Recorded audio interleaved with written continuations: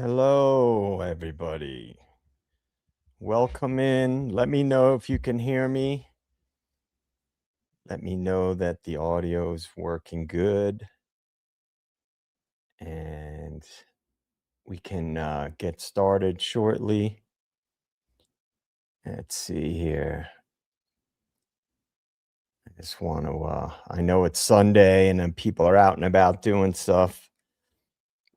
But, all right, cool. Hi, Sean Marie. Let's zoom out here. And as we get going here, I'm going to put the chat on the screen. Not exactly sure why it's not showing up on screen right now. What's up, E-Potty? Sean Marie, E-Potty. And let's see. Here we go. I created a new studio so that I could fix the problem that I had with my audio cutting out when I would sometimes play the intro. So the Birdman gave me some tips on how to set it up. And part of it was due to my browser. The browser I was using was causing some glitches. What's up, Charlotte Durner? Welcome in. So yeah, you guys see that I posted the comment. I had posted in the community section a while back about what the chat should be called going forward. And I got a couple of recommendations, and one was the Stadies, and I thought that was a really good one. If I end up using that, I'll go back to the comments and find out who recommended that one so I can give them credit. I like that one. That's a good one. There was a couple of other ones that people recommended so far. I like the Stadies. So yeah, as I said, it's Sunday. I know people are out and about.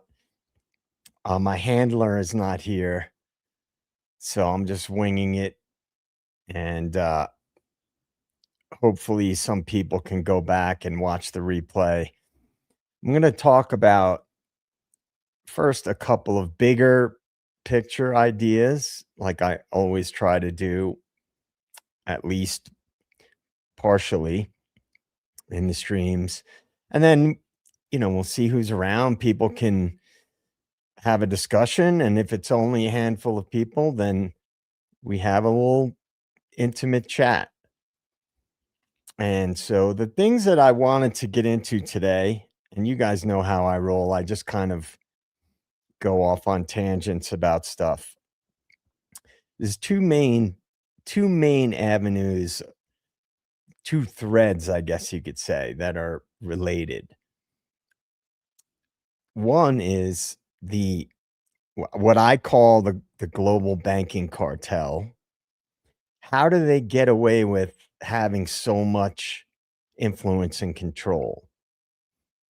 And you often hear people talk about BlackRock, then you have Vanguard, State Street. There's several giant investment banks that function globally that have tremendous power and control. So we'll talk about that. And then the other thing I wanted to talk about with our intimate group is how many things have to happen before regular everyday people who may not be that keyed into the power structure and corruption and things like that. How many things have to happen before people wake up and start acknowledging conspiracies? And it's a subject I've talked about a lot. I've spoken to friends who are they're not normies per se, but they're people who maybe they don't spend a lot of time looking into this kind of stuff. And I've had conversations with a lot of friends about this stuff. when certain things have come up. Tam Lamb, welcome. All right. Let's see here.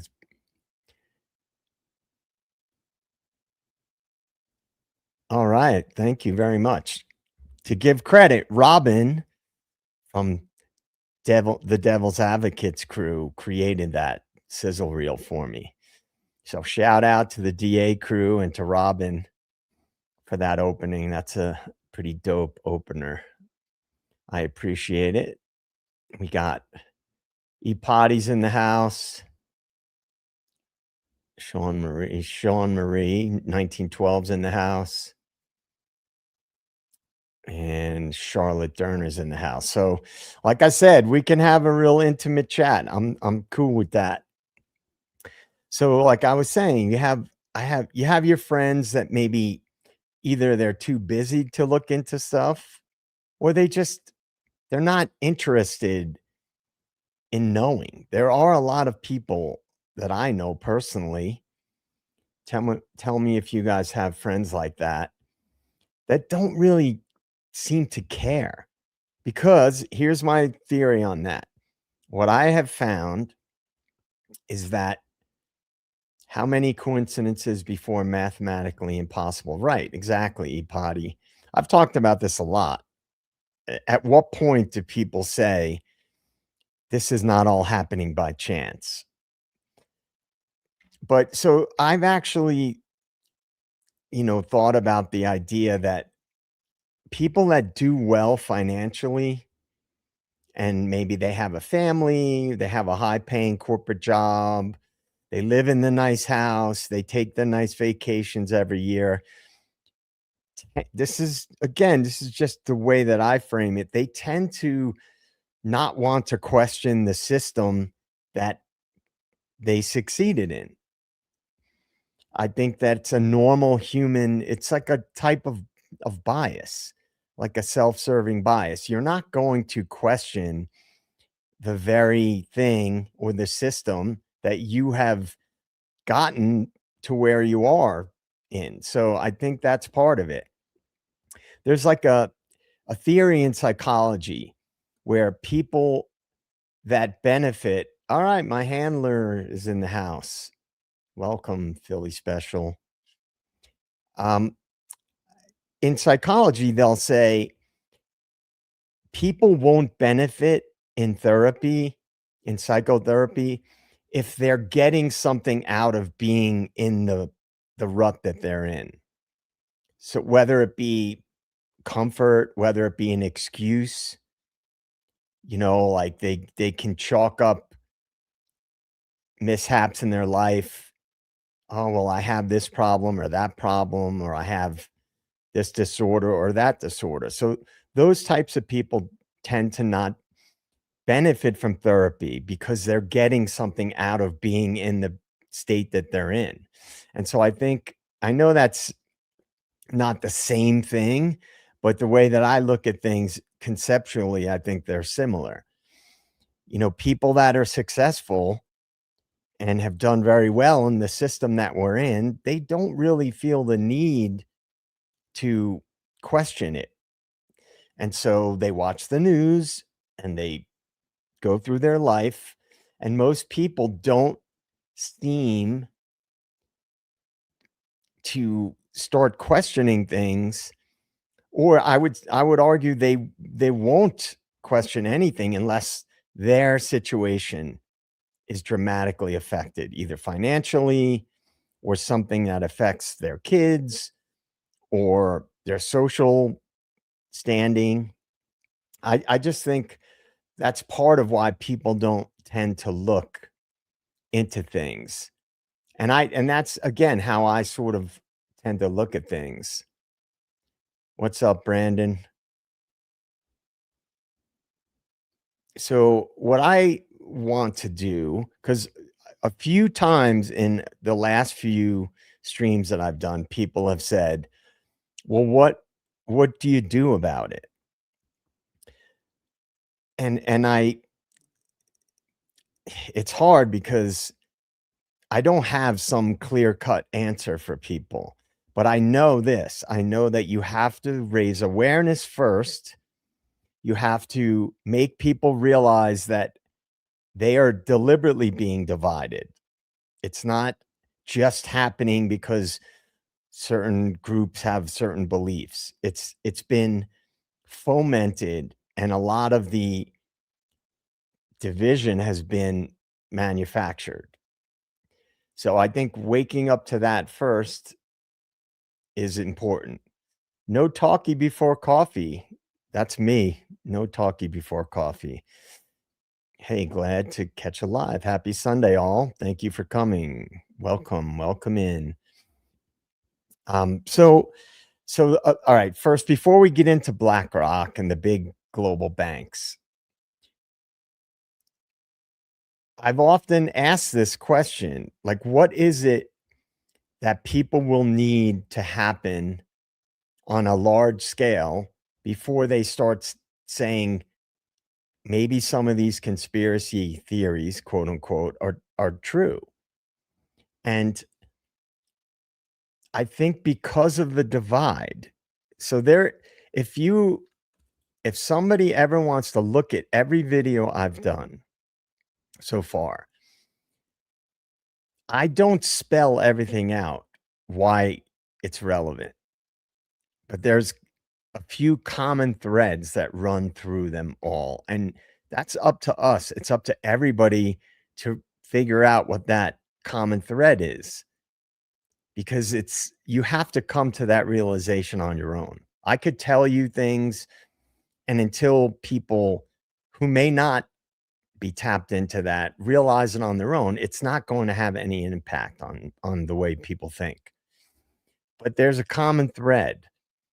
And the common thread is that the division is what, in my opinion, holds people back from acknowledging why these things could be happening. Because what happens, you have one side, right? We know I'm talking about politics in this case, right? There's social elements to each quote unquote side as well. But I'm just making a bigger point. I think that when people think that this idea is being opposed by this other side, they become tribal and they're less likely to consider that the other quote unquote side has a point. And so the division is a big part. And I've said this before. You can go to my X page, and the post I have pinned to my X page is from a few years ago. It's about people waking up and realizing that nothing is going to change until people realize they have to come together. And I'm not Mr. Woo Woo Kumbaya. I was very angry at different times in my life about politics and what was going on with this side or that side. And then I woke up and realized it's all fake. It's all completely fake. And I often give props to Tim Dillon.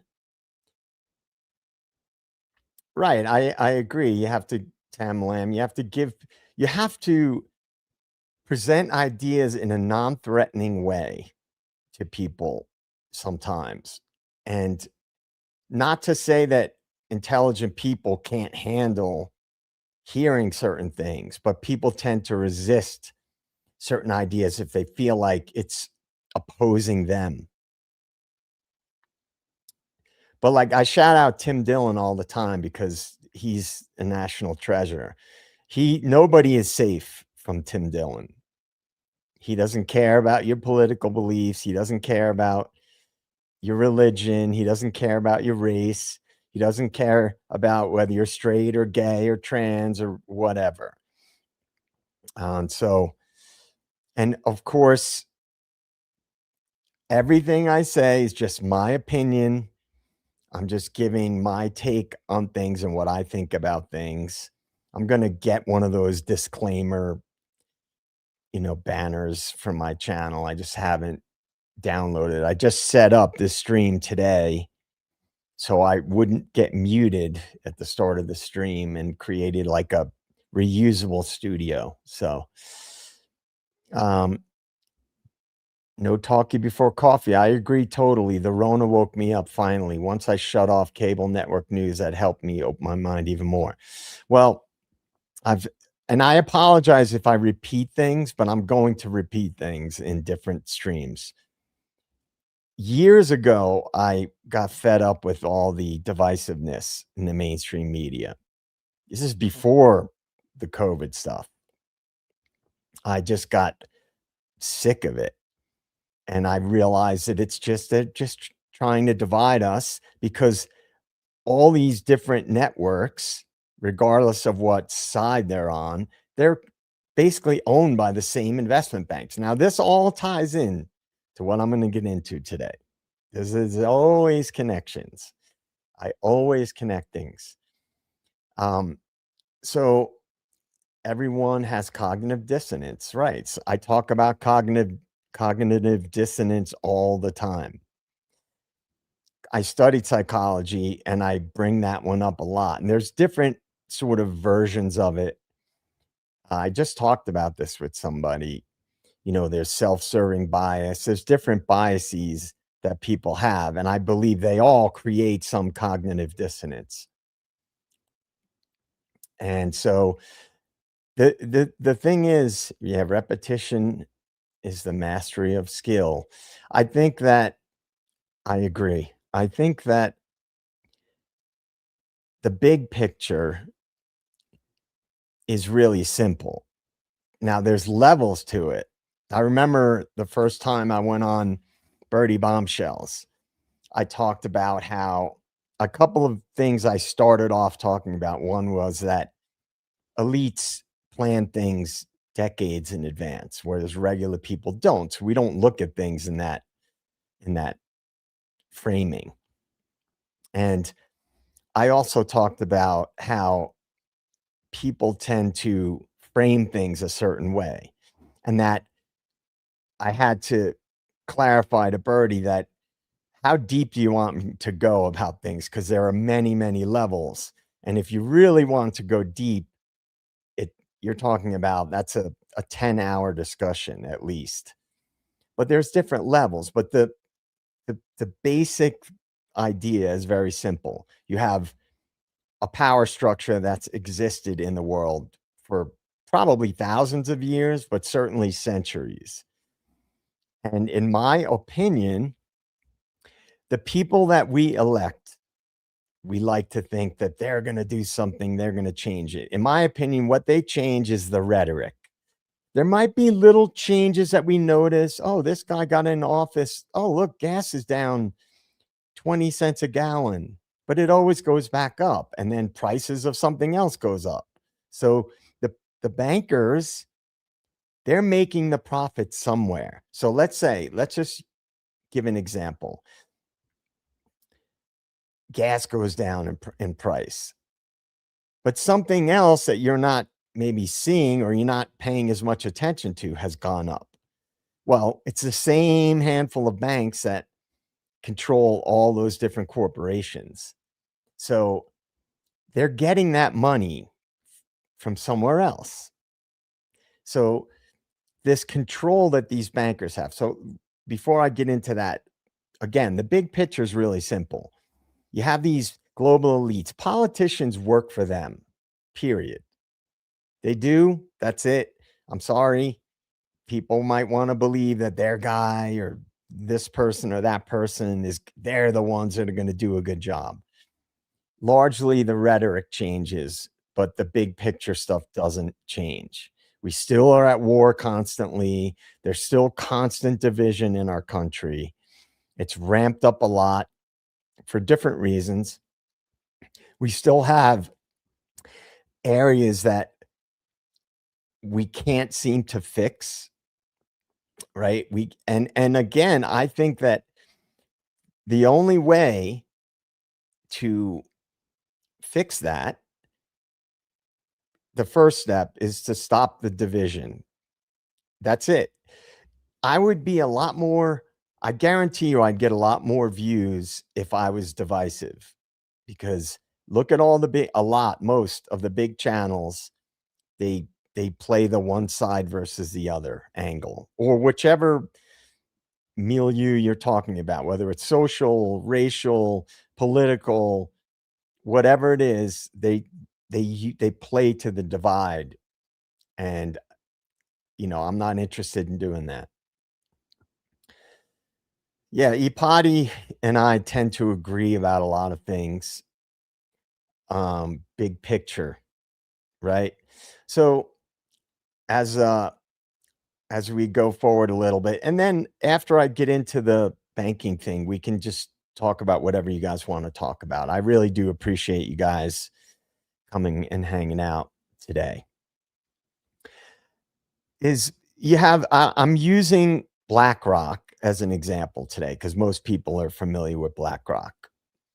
And, whether you like him or not, I don't agree with everything he says, but Ian Carroll has done some good deep dives into things like this, and going back a while, he did a thing about these big banks, and I think he used BlackRock as an example. If you go to, like, institutional investing online, one of the sites to get information about institutional investing, you'll see how many industries that BlackRock has either the the the biggest number of shares, or they're usually in the top few.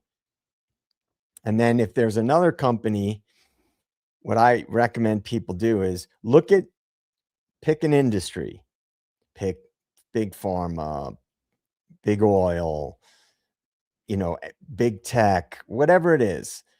Look at the institutional investors. Who has the majority shares, controlling shares, who has significant shares.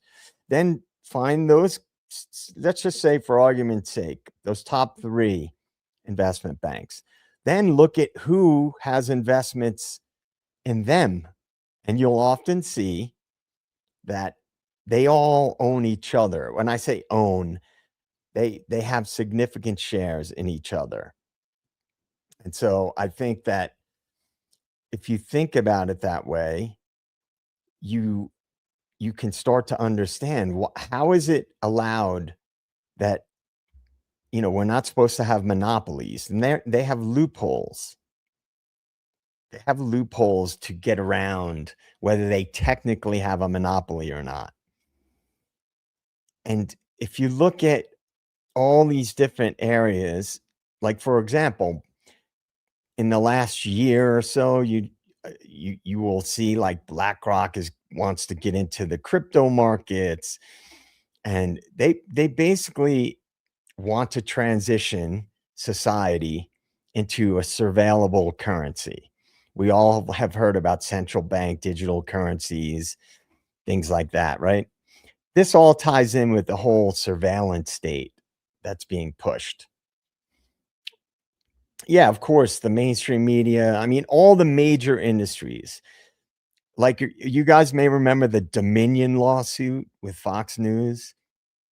Well, if you look at who owns the Dominion voting machines and Fox News, it's BlackRock and Vanguard. So they basically are suing themselves. It's all a sham in my opinion.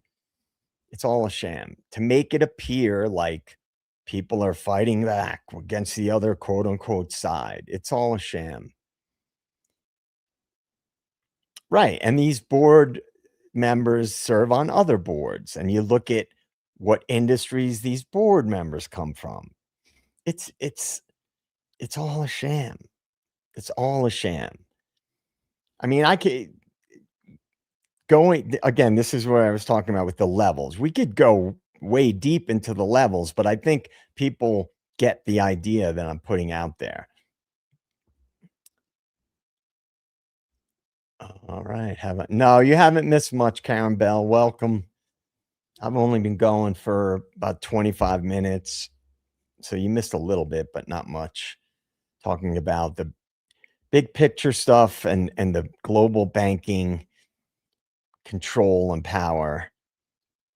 So and I'll throw up. I mean, we don't even need to do this, but let's uh let's do this.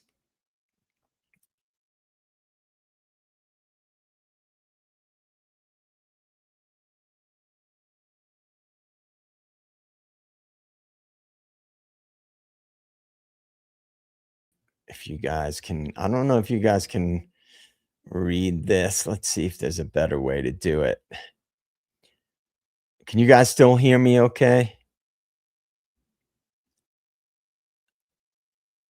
Let me know that you can hear me, because some I had those issues with putting stuff on screen, muting me. Okay, cool. All right, so the hidden power. I don't know why it's cut off like that, but BlackRock and the corporate deep state, an investigation into the unprecedented reach of global investment banks and what it means for democracy, markets, and the future of power.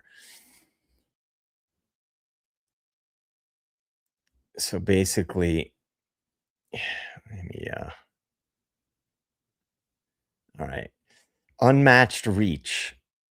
So I'm going to throw this full screen.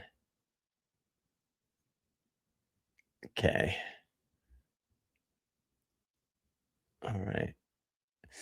Unmatched reach, BlackRock's global grip, largest shareholders in 40% of S&P 500 companies, major stakes in tech, energy, finance, and healthcare, among other things, controls one in every five global investments, right? $10 trillion in assets they have under their management.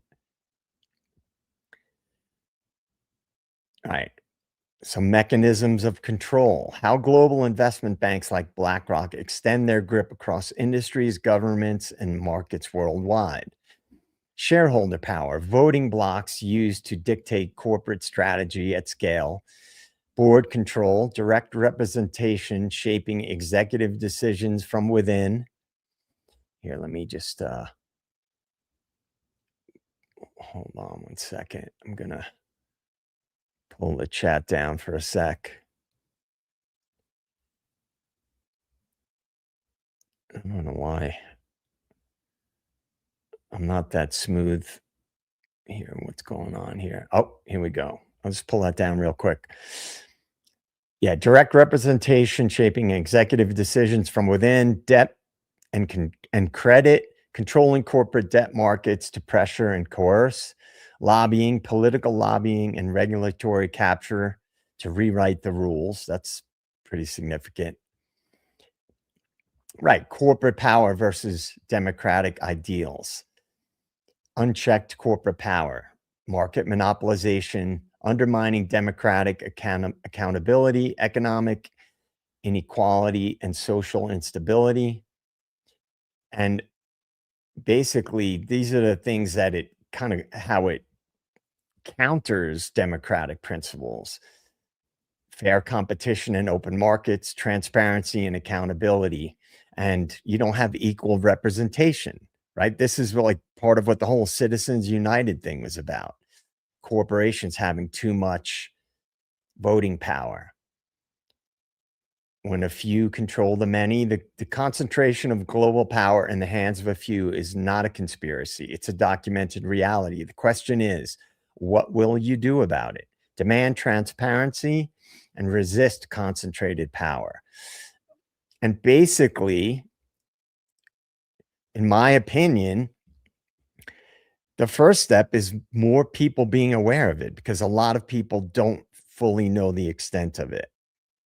And so the awareness is the big picture first. That's why I always say the first step is awareness, making people more aware of this stuff. Because you'd be surprised. You guys might be aware of this stuff,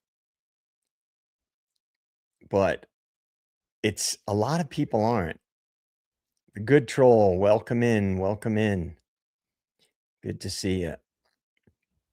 So, like, there are awakened people who are aware of this type of stuff, but there's a lot of people that are successful, intelligent people that just don't pay attention to it. And look at your employers, right? Whatever various employers, many of them have their retirement accounts with these big companies, and you look at who holds those investments, and it's the same big banks, right? So somebody could that's an expert in finance could come and explain to me in detail, well, there's this regulation and that regulation. Those regulations mean nothing when you have agency capture.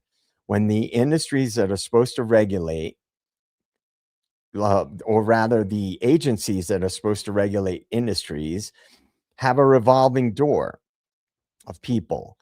So that's the whole idea of agency capture. It's not being regulated the way it should be.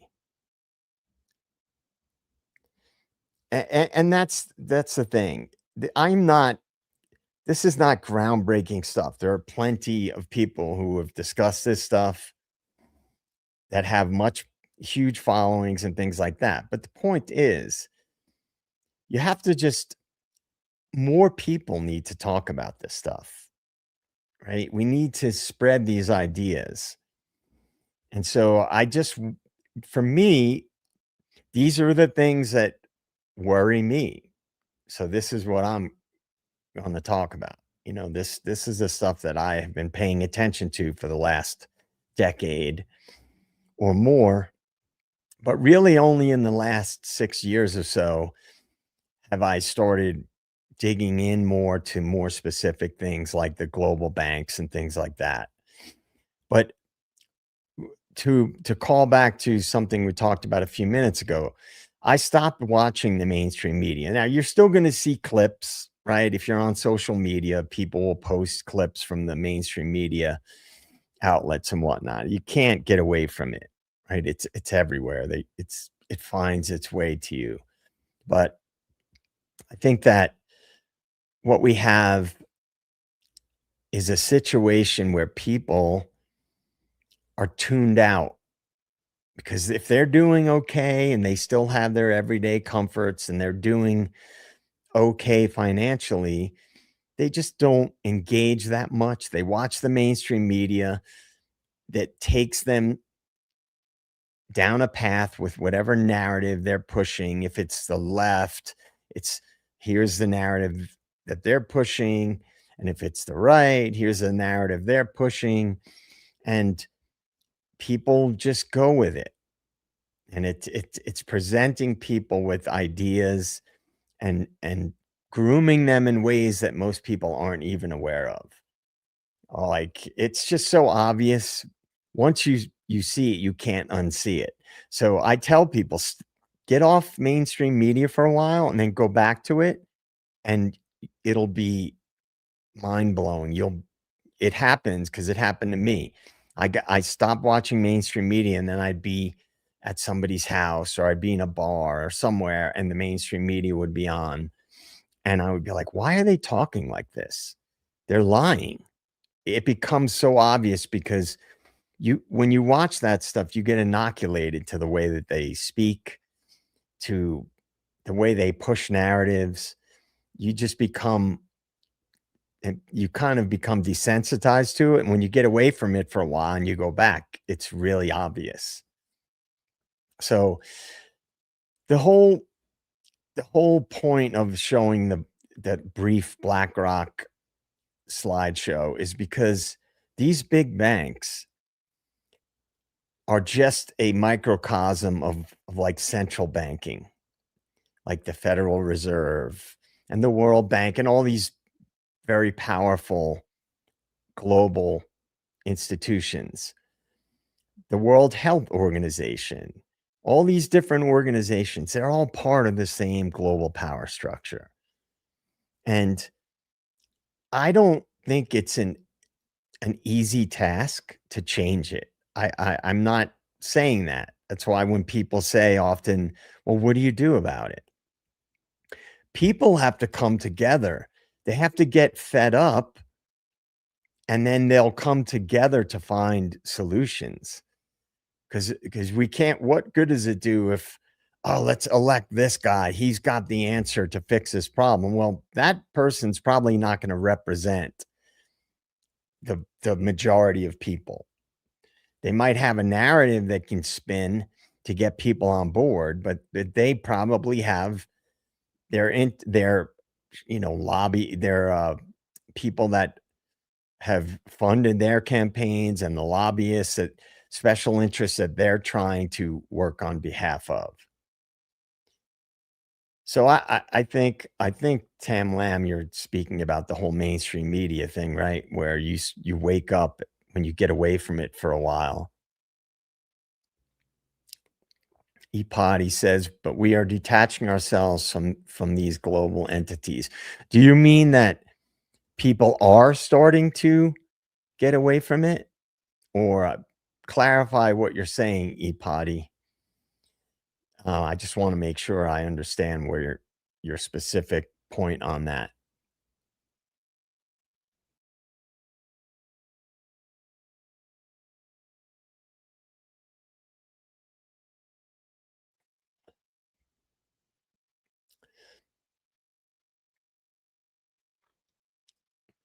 Right. Right, but here's the thing about that stuff. I guarantee you we will end up still working with these supranational organizations. It's a lot of things are done behind the scenes. People have this idea that we're being told everything that our quote unquote leaders are doing. A lot of times they hide things in legislation and they bury things, and it's just rhetoric to when the public's pissed off about things, they just placate the public by telling them, "Oh, I'm signing an executive order." And then the thing that you thought was done didn't happen. Karen Bell deep dived on it. Knowledge is key. I always spread awareness, told them down the research and tell them where to start people. People are waking up. Still some need to. Yeah, I agree. It's you know what it is like you have to be a truth seeker, and not everybody is. Like I was saying in the beginning of this, the a lot of people are just living their lives and they're doing fine financially. They have high paying jobs. They've got their house. Maybe it's paid off. They have the nice car. They're worrying about their family and their kids are in college and they're going on their vacations. I have a lot of friends like that. I don't know where Klaus Schwab is. I don't think it matters because if he dies, someone else will step right in to his place.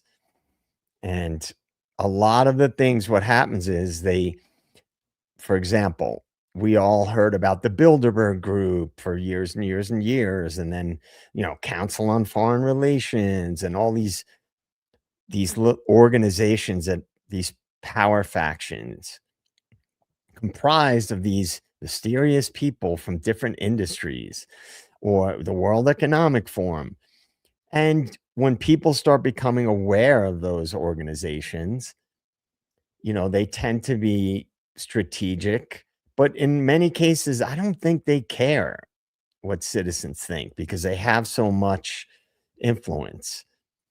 And I believe that those organizations, what they are is they're these little sort of secret societies. They act on an international level and they include people from different countries, from different industries that are all part of the power factions, the global power factions. And so they make people believe, because this president's part of the World Economic Forum, or he went to the Davos conference, or they went to the Bilderberg meeting, or whatever. That these people are representing our interests, but I would argue that they're not. Yeah, I know Brexit. Look, everything that we see happening on a global scale, that was planned a while ago. They just have to move the pieces around the chessboard, and then the big changes happen. And they're not typically. I mean, look at the problems they're having in the UK. Look at the problems we're having here. These, in my opinion, and people can research this stuff on their own. These agendas were all planned. Like, for example, Ipati, you mentioned Klaus Schwab, the Great Reset. They wrote a book about it. They told us all what they wanted to do. And a lot of the things, people stopped talking about the Great Reset. And I often say the Great Reset is alive and well because all of these stated goals of the World Economic Forum and these other elite groups have played out. They tell you what they want to do. And then if you pay attention, it might be several years down the road, those things start happening. So that's kind of how I look at it. Yeah, Bill Gates, Davos. Yeah. Oh, don't get me started about Bill Gates. But I will. You brought it up.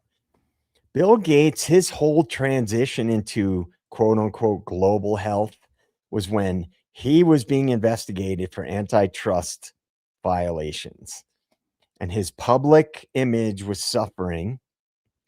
So all of a sudden, Bill Gates, who's never done anything for anybody or anybody's interests but his own, starts being Mr. Public Health. Well, he just had a lot of investments in these things and education. It's people have to stop buying into, the general public has to stop buying into this. These billionaires don't care about citizens. There's no beneficent billionaires out there. I'm sorry. Because if you were to dig deep enough into these billionaires, you would find shady dealings. Yeah, uh, right. I mean, you will own nothing and be happy. That was one thing that the Great Reset put forth. Yeah, it's all done by design, Karen Bell, and it was planned years ago. I've been saying it. Agenda 2030 was planned a long time ago. Agenda 2020, Agenda 2050. Elites plan decades ahead, and they know citizens don't. And 15-minute cities, in my opinion, it's just an opinion, it's just a theory, but it's true. I think that they destroy things so they can take them over and create what they want to create. I think that these global banking power structures that are connected to the global elites, if they have an agenda, which they've openly stated, they want to reduce the world's population. They want to create a surveillance state and people will be on their best behavior. They want stakeholder capitalism where a small group of global elites own everything and us peasants have to lease everything from them. And it's playing out. It's playing out. If you pay attention. Yeah, it's about control. Here's my theory on what governments are. They don't work for us. They work for these elite power factions.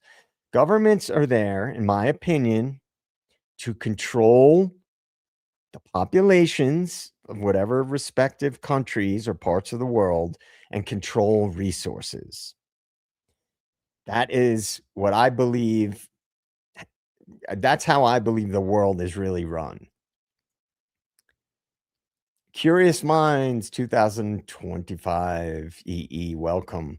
Hi, JJ. I'm starting to think that we, the people, are so ununified that the global cabal is so united against us, we can't disrupt them.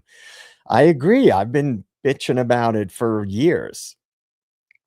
This is why, like I said earlier, look at my X account, pinned to the top of my X account. Look at the comment that I have pinned. If you go to the State of the Deep X page, and you should be able to see that it's my page. People have to wake up. In my opinion, there are no opposing political parties. You might have useful idiots in different parties that think they're really standing up for certain agendas and policies, but at the highest levels, they're all working for the same people, and it's a theater company that's just there to divide us. Karen Bell, digital ID, then chip, and not complying or consent no matter what. Look, if enough people, because they know they're surveilling all of us already on social media, through our phones, through everything we do. They know the temperature of the public opinion. They're paying attention. That's why when they see little uprisings start to happen in societies, they that's when these big false flags happen or whatever, because they have to create a crisis, distract the population. They need to get more power and control, and they use these major crises to do that.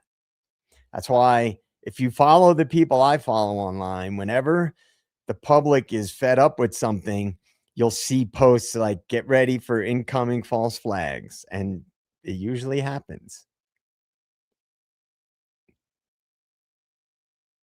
It's why there are no platforms.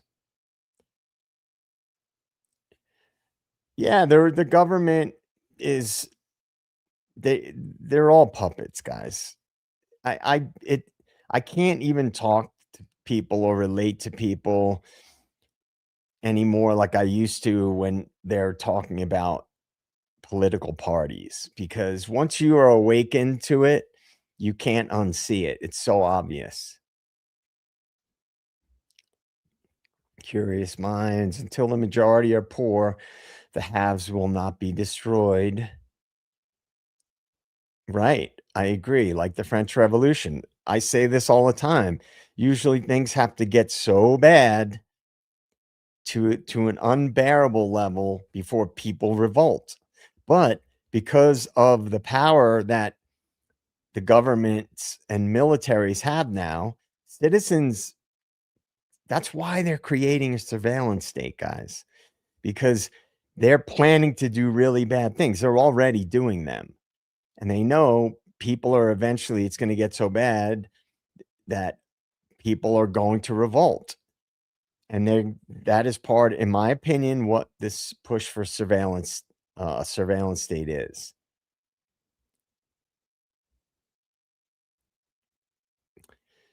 Yeah, I mean, I think that I have thought these things through for years. That's why I cut right to what my opinion is of the first step. Stop buying into the divide. Until people realize that, we will have no power, because it's never been a revolt where just one side of the population has to be it needs to be people from different segments of the population are affected. And if you're a wealthy person and you're not worried about this, I hate to say it. There's a lot of people who preach how they care about this, that, and the other. But if shit hit the fan, they're going to be covering their own ass. But if people, before we get to that point, could unite, then the power structure wouldn't be as emboldened as they are. It's the divide that has emboldened them to the point that we're at now. That's my take on it.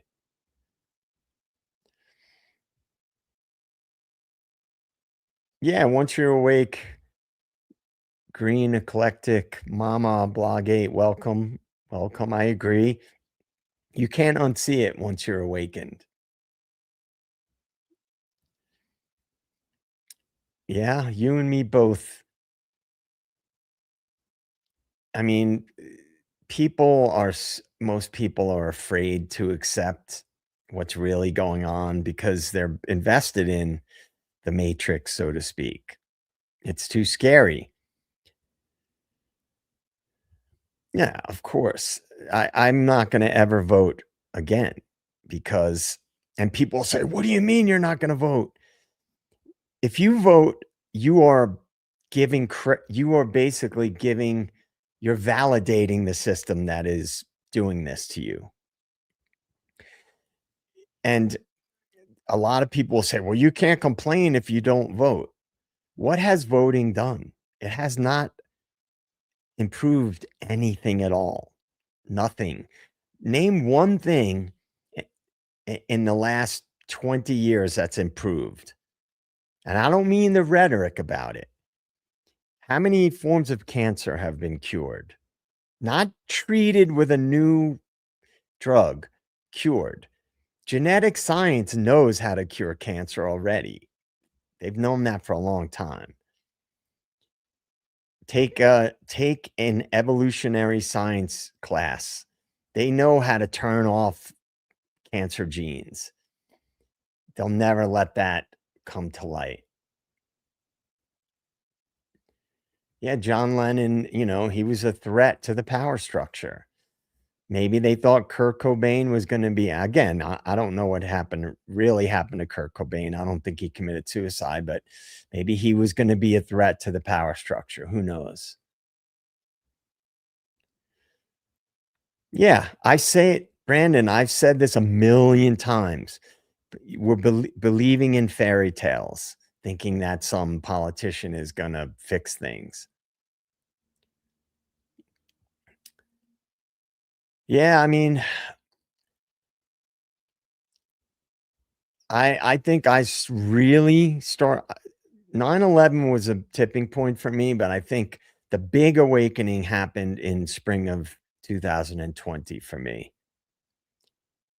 And because I know about psyops, I can I here's the thing. I truly believe that some people, for whatever reason, are impervious to psyops. I think there is a certain percentage of the population that has really good pattern recognition that can spot a psyop really easily. And I think I'm one of those people.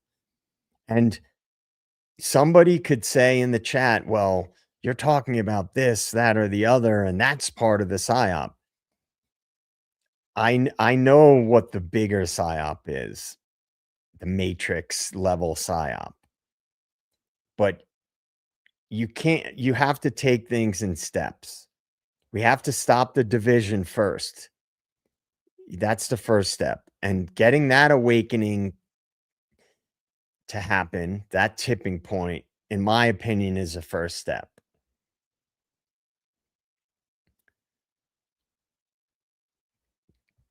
All right. Yeah, I don't think voting does shit. I'm sorry. I bought into it at times because not blindly, because I thought if there's a 1/100th of a percent chance that one of the people in this administration might make changes, but I knew that deep down, I knew they wouldn't.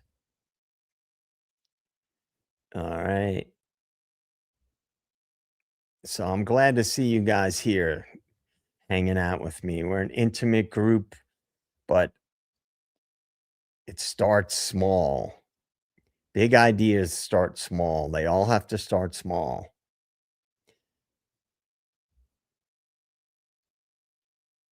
Yeah, Tommy boy, welcome. It's too profitable. Yeah. Well, for who, right? Who is it profitable for? Anytime a billionaire, and you guys can all pick your preferred billionaire, starts talking about acting like they care about citizens, I just laugh. Because look at who those billionaires have contracts with. Look at their investments. They're all full of shit. I green eclectic mama. I've tried to awaken friends. They're all in our 50s, but most of them don't want to hear it. Same here. I've tried. And the one thing that gives me hope. All right, this is where shit gets a little bit crazy. I have this theory about ideas, and I've talked about one aspect of this, but I'll restate it and expand on it. I believe if you put energy out to the universe, that literally that energy, because no one can deny that energy exists, right? And we are, in fact, made up of energy. If you put it out to the universe, it doesn't come right back. I don't know why. Obviously we can't prove this concept, but I've witnessed it in my own life. It might take a while, but it does come back. Well, I believe it's the same thing with ideas. If you present ideas to people, they resist them at first, but those ideas, they're still in the subconscious of people. They're still out in the universe, in the collective unconscious. And I think I've talked about this and I don't get into it that much, but this is all part of what I'm doing. I want to put these ideas out to the universe. And if people come together on these ideas and put this type of energy out to the universe, I believe eventually it comes back. As crazy as that sounds.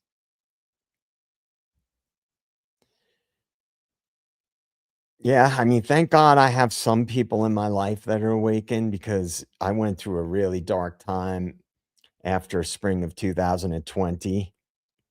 I think I talked about this on stream. I went through a breakup and then fall of whatever 2019 and then shitty winter and then COVID happened. And I was literally starting graduate school right when COVID hit. And it turned my world upside down for more reasons than one. So I went through a really dark time. And now that I have some people that I can talk to about certain things, I really it's helped. How many false positive cancer diagnoses? There's probably a lot, in my opinion. I don't trust the medical industry at all because I think many people go in to see to like an orthopedic surgeon or an orthopedist and they get told they need surgery when they really don't. This is just my opinion based on my experiences, and same with diagnoses. It's all co-opted, those industries. It's all about money. Most hospitals are owned by banks now, corporate hospitals. Energy never dies. I agree 100%. Einstein, shout out to Albert. Really glad you started your channel. Thank you, Curious Minds.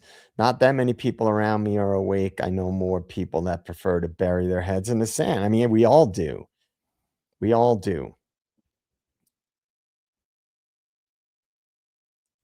Let's see. I appreciate that, though. I appreciate the support. I mean, I think karma is energy, right? So it's all how people frame it. Some people are more religious, so they have their way of framing it. Some people might be Buddhist. They frame it a certain way, or Hindu, or whatever it is.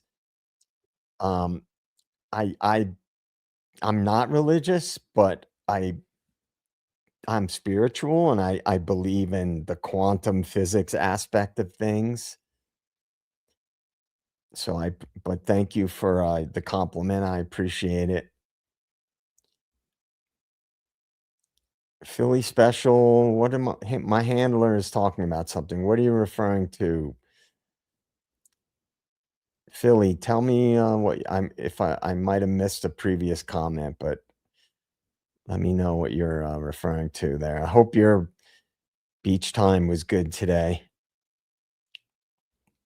I hope you're hammered right now.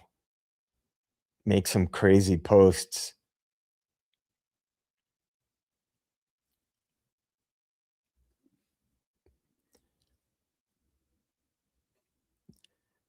Tammy C. What's up, Tammy C? It's all rather in the book Bookniff Revelation. I'm not familiar with that one. Karen Bell, Power, Money, and Greed, Control. I agree. Put thought to the universe every day, and it does come back. I believe in it because I've experienced it. And for anybody out there, give me a yes or no in the chat. Have you ever heard of the book As a Man Thinketh? It's an older book. It's probably from like the early 1900s. I can't remember what year, but it's it's basically in essence saying it's like what you put out to the universe, but it's just written in a different way, and it's explained in a certain way.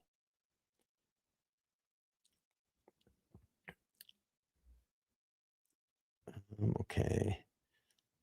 Children. Yeah, I mean, there's false positives in a lot of the medical industry. I mean, I would throw this idea out. Bear with me on this because I might have to explain it a little. How many people that did get diagnosed with cancer, it's going to sound crazy at first, just based on biodiversity, would have been able to beat cancer without cancer treatment, without like chemo or whatever, mainstream medical treatment. If you look at biodiversity, people's like T cell immunity and their genetic makeup, some people may never get a certain form of cancer, right? Some people, I'm certain there's documented cases. I haven't looked into this stuff in a really long time, but they go into remission and they become cancer free without medical. It's not reported on, of course, because that's not going to sell treatments. But then you have to consider the nocebo effect. Look into that one. Research the nocebo effect. People are told they have cancer. You have this type of cancer. So what happens? They start experiencing symptoms that someone would have who has cancer. It's a real thing. It's been studied. And it's like the placebo effect, but it's based on negative effects. Placebo effect is that you're told what a certain drug does. You get a placebo, you'll still get the benefit that you were told you would get, or that drug conveys, right? So the nocebo effect is about negative consequences, or at least what you believe the negative consequences are, or side effects, or whatever. The nocebo effect is that even if you don't have a disease, or you didn't take the medication, you might have had a placebo, you might experience the side effects, even though you didn't get the actual medication. Look that one up. But again, how many people, you know, may have cleared cancer, or even if they were misdiagnosed, they suffer cancer symptoms. The mind is a crazy thing.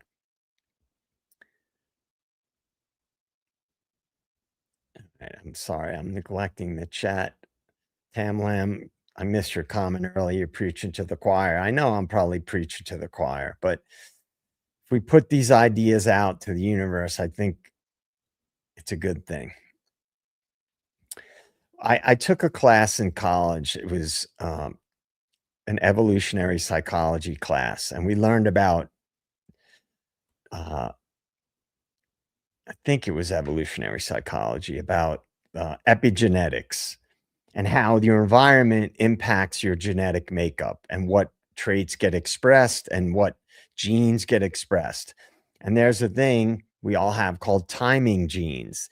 Timing genes turn on the different genes that we have. So, for example, somebody may have a predisposition for a certain disease, and they may never get it because of their environmental factors, whereas somebody else would be more likely for that gene to be expressed based on their environment. So the genetic scientists know which genes they've isolated genes that cause certain types of cancer and things like that. But it wouldn't be as profitable, I'm sure, if you could just have treatments that would turn off the timing genes that turn on some of these diseases. All right.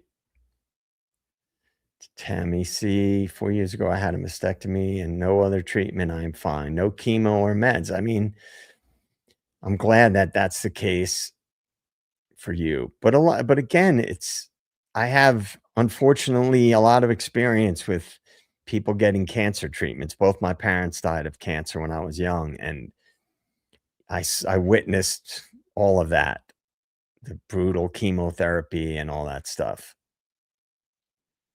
Yeah, right. Once you see things, you can't get the toothpaste back in the tube. I mean, again, some people, again, I like I said earlier, they view things through a religious lens based on their religious beliefs. Right. The secret, yeah, I'm familiar with that. Manifesting, the law of attraction, things like that. Yeah, there's good and bad karma, I agree.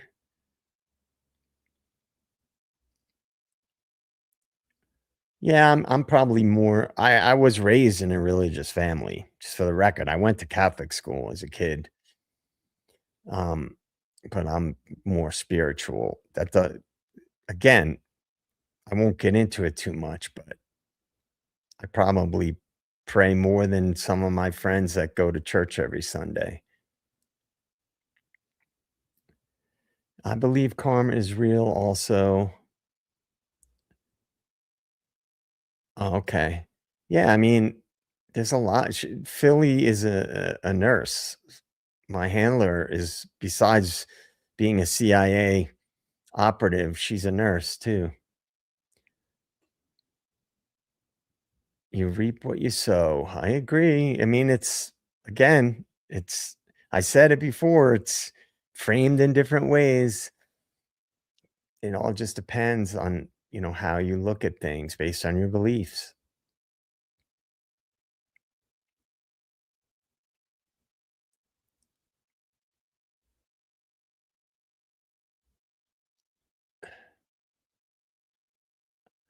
Um, all right, I'm way behind in the chat, guys. I'm sorry. I apologize if I missed a lot of comments. I'm trying to catch up here. All right. Yeah. Well, I'm sure that we've all heard the stories about a person or a scientist or some inventor that came up with this discovery that either make would be like a revelation or a revolutionary technology or some medical treatment, and then they either disappear or you never hear about it again. It gets buried. Yes, please like and subscribe, everybody. I need to boost my channel. So please like and subscribe and comment on the videos, if you catch the replay or whatever, and share. Please share the videos if you like what I'm trying to do. And as I go forward, I have notebooks full of notes and things that I'm going to get to eventually. And there's a few things I still have to put together, some much bigger topics I'm going to address that I have to make sure everything is in place. And I have a lot more research to do. And, I get busy and it's hard sometimes to get stuff done. So I have a lot of things on the back burner.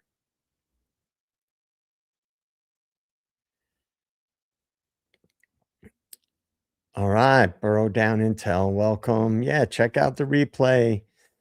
And yeah, please like and subscribe and share and all that good stuff.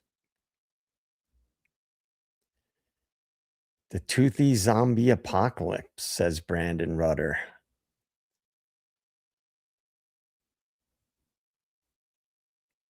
Obviously referring to the third set of teeth comment about the scientists in Japan. I mean, what happened to the Japanese? Was he was a Japanese high level politician who got assassinated because they weren't following the, certain orders, global orders.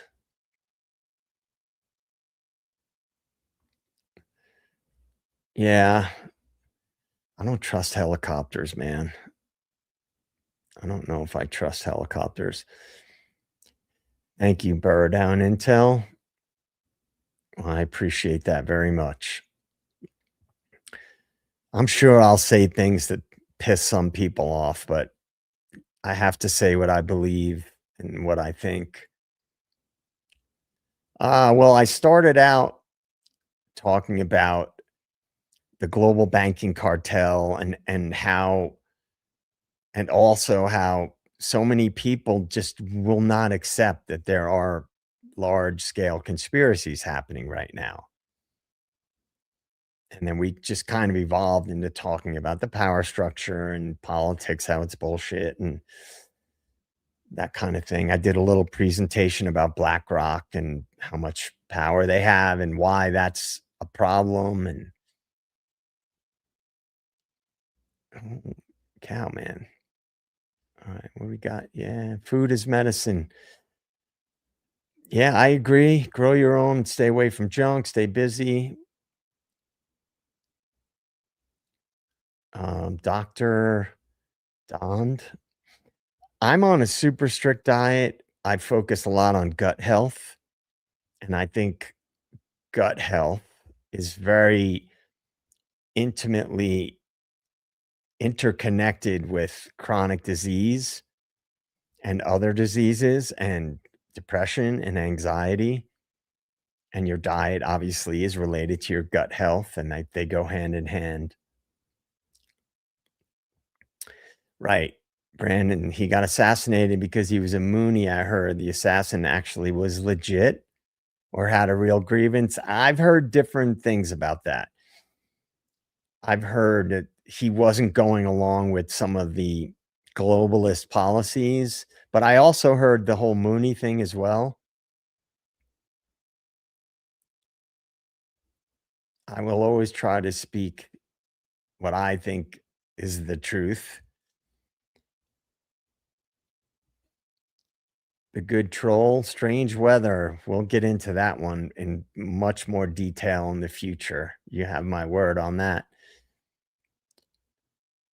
Yesterday, and if you guys anybody saw the video I posted when I went out for a motorcycle ride, beautiful, clear day, and like 2 hours later, the whole valley was blanketed in thick wildfire smoke. Same with this morning, I couldn't even keep my windows open at all, and then the wind shifted. It's probably ooh, sorry, I hit my mic there, guys. The wind shifted this morning and then it blows the smoke out and it was clear and nice out again. And I went to go work out because yesterday I went to go to the gym and there was so much thick smoke. I mean, real bad. I've lived in Colorado for a long time. I've dealt with this before. It's the point your sinuses get destroyed. But if the wind shifts again today or later, it's going to blanket this area in smoke again. Yeah, wildfires out west. There's some in Colorado and some out in, I think, Utah because of this drought that we're in, which I'm not going to get into the geoengineering tonight because that's a whole long drawn out thing that I don't want to get into now. Yeah, I know all about geoengineering. Well, I know a fair amount about it, much more than your average person does. Yeah, see, here's the thing. I'm not going to get into it, but I'm just going to talk about the wildfire thing real quick. You have certain parts of the country that are prone to flooding and hurricanes, and then other parts that are prone to flooding and tornadoes. And then you have other parts of the country that are prone to earthquakes, and then other parts that are prone to wildfires. And all these things have been ramping up, extreme weather events and things like that, geological events, for a long time. And your average person does not even know that for a very long time, the power structure and DARPA and these different agencies have created technologies that can cause all of these things. And I this is the last thing I'll say about it on this stream. These big global banks, I said earlier, they have a destruction model, in my opinion, where they want to take something over, they destroy it. You want to take over a country, you can destroy it from the inside out with fifth generation warfare, propaganda and psyops and information. Same thing with the physical aspects of an area. If you want to take over an area, buy it up, create it into whatever you want to create it into, or make it into, rather. You have to destroy it first. Now, there's things like this happening around the world. Look at who has the investments. Look at who has the contracts to rebuild these areas. That's all I'm saying. Um, do you think there are more conspiracies happening right now, or do you think the government are just becoming too lazy? That's a really good question. I joke all the time. We've probably all heard this. We deserve better psyops. I think we've always had conspiracy stuff happening, but I think that what's happened is the power structure over time has gotten more and more emboldened, and I think they've ramped up the evil doing because they've been so emboldened. They have so much power and control. So I would say that there's probably more happening now. And yes, we're also we're aware of it more, and more people are aware of it. But I think that they have also, in addition to people being more aware of it, they've ramped it up because they've been, think about it. Over time, you keep getting away with things, you get more and more emboldened, try to get away with more and more things. Yeah, HARP. It's HAARP in Alaska. Guys, look into that one, what that is. Look into the things with Antarctica and what stuff is really going on there as well. There's some pretty crazy stuff. And I'm not talking about aliens, by the way. There's other things going on.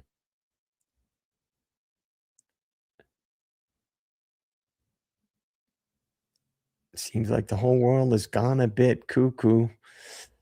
I agree.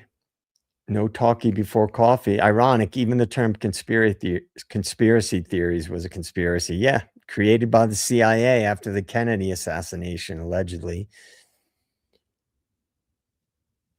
Thank you. Thank you, curious minds. Spread the channel, man. Let's get a community of awakened people together.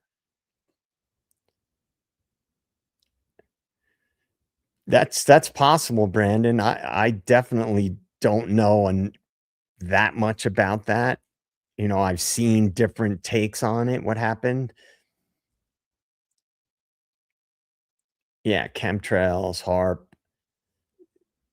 There's a lot of shit going on, guys. I mean, I could, on a stream in the future, I welcome people to debate me about the whole geoengineering thing. and what HARP is doing and what frequency manipulation is actually happening to control weather events. And I shared on my community page a document that I said I can't validate if it's accurate for a patent to create uh, behavior manipulation through spreading certain substances on the population. But I absolutely believe that's been happening.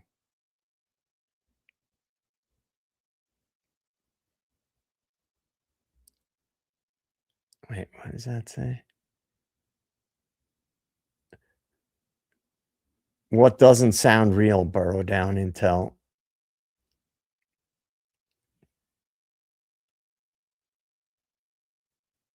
Yeah, I will discuss it. I had filed a public records request in Colorado, and they tried they try to blow you off and pass the buck. Oh, you got to contact this agency. And I've reached out to the FAA, and they just a lot of times they just ignore you. They ignore your requests.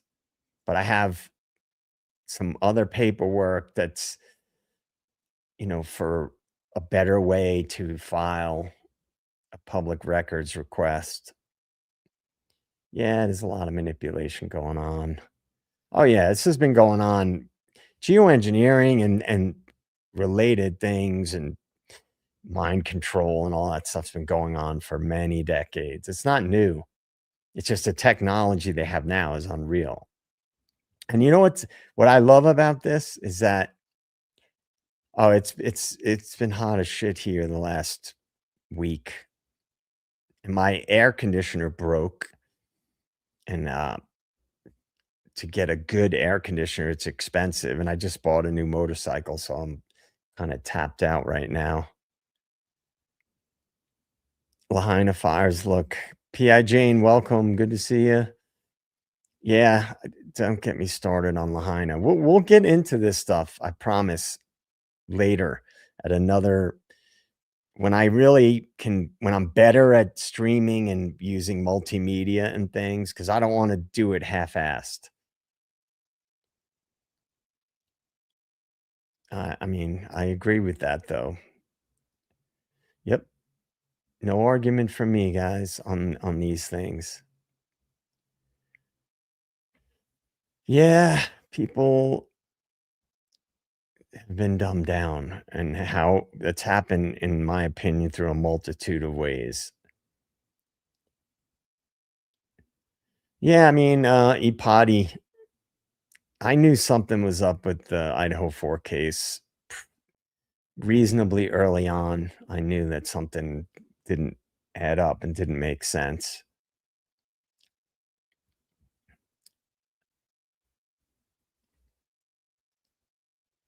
No, I didn't see the plane hit. I've been trying to stay off of social media except for, looking at some YouTube videos and stuff, and I didn't see anything about that.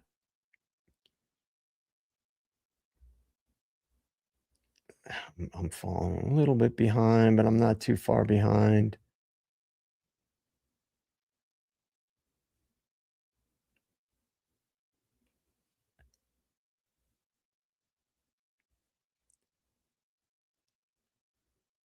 So burrow down intel, are you saying that you think it would have to be related to wildfires?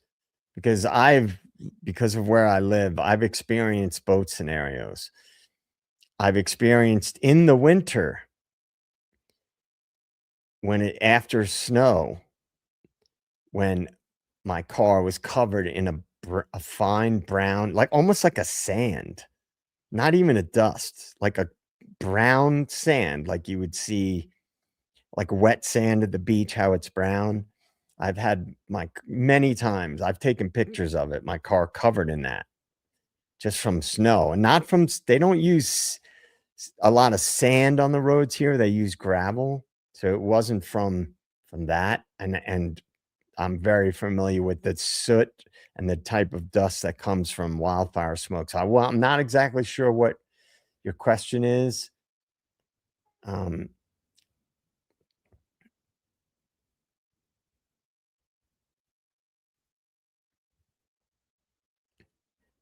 Yeah, I know I'm familiar with Dane, Wigington's stuff with the geoengineering, what's it called? Geoengineeringwatch.org, I think.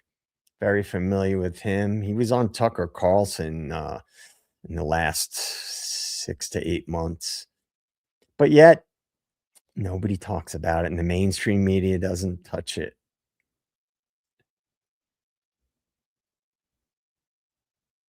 Yeah, global warming, P.I. Jane. It's global warming. It's a climate crisis. Government would never manipulate the weather. Aircon for sure.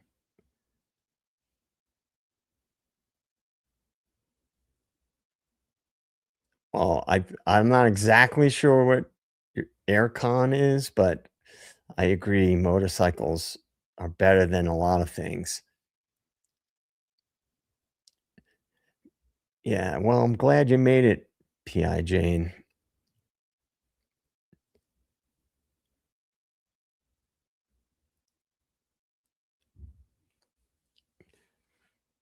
Yeah. See, the one benefit that I have here normally is that in the mountains where I live at pretty high elevation.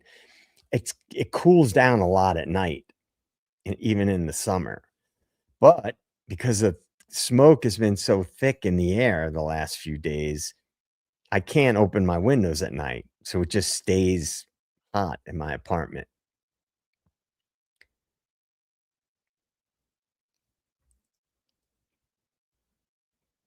Yeah, they wanna calcify the pineal gland, the third eye, right?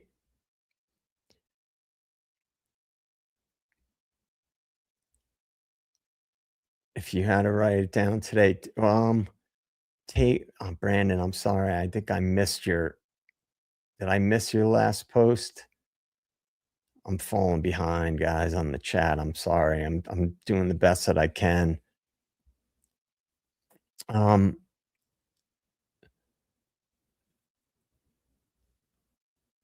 Tell me what you're referring to, Brandon. You talking about geoengineering? I tend to think that this is no revelation. Everything that's being done is for bigger agendas, and it's pretty simple. Power and control. Now, money equates to power and control and protection. So,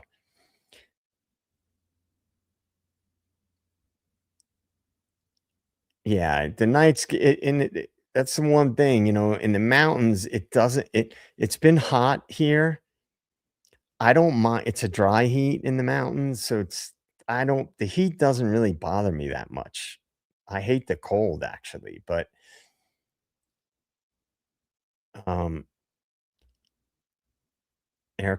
I'm sorry. I didn't know I gotcha. I just didn't because 'cause I'm going all over the place in the chat, I didn't pick up on that. Yeah, a motorcycle is better than air conditioning. I can be hot and sweat for a few days. I'd rather have my bike.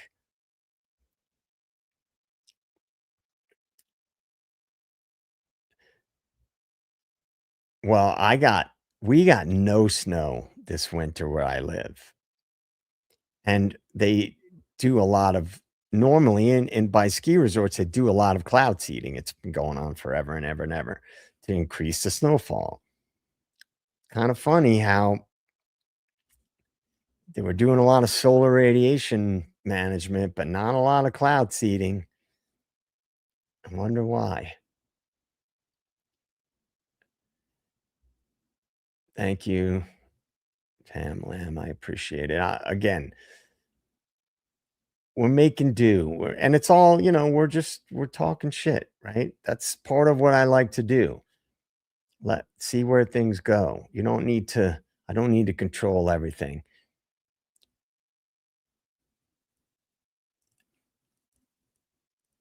Yeah, and burrow down intel. I've seen videos of people where it's like the snow was like almost seemed like synthetic.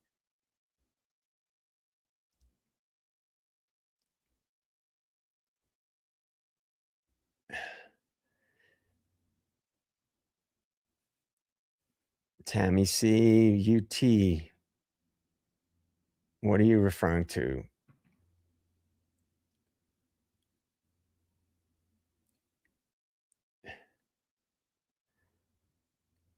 Yeah, I've followed, his stuff, you know, I've because I've been, I'm very anti-geoengineering, and Colorado has become, like, the most corrupt state in the country. You wouldn't believe how bad it's gotten here. Used to be an amazing place to live.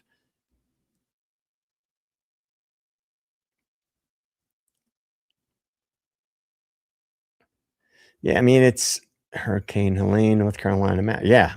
I mean, I have a buddy who lives in, Asheville. Again, guys, this stuff I'm not saying storms don't happen. I'm not saying earthquakes don't happen naturally. I'm not saying tornadoes don't happen naturally. I'm not saying wildfires don't happen naturally. But look at the way things are happening, where they're happening, the timing of it, who's involved in rebuilding, what policies they're pushing in those areas. Yeah, the snow doesn't melt. I've seen those videos. Yeah, I've heard New York got hammered, and because my family's back there, and we got no snow. Wonder why. Hmm. It's kind of crazy. An area that's prone to wildfires gets no moisture. Damn. It used to be in Colorado, like every afternoon it would rain. Yeah, it is weather manipulation for sure, in my opinion.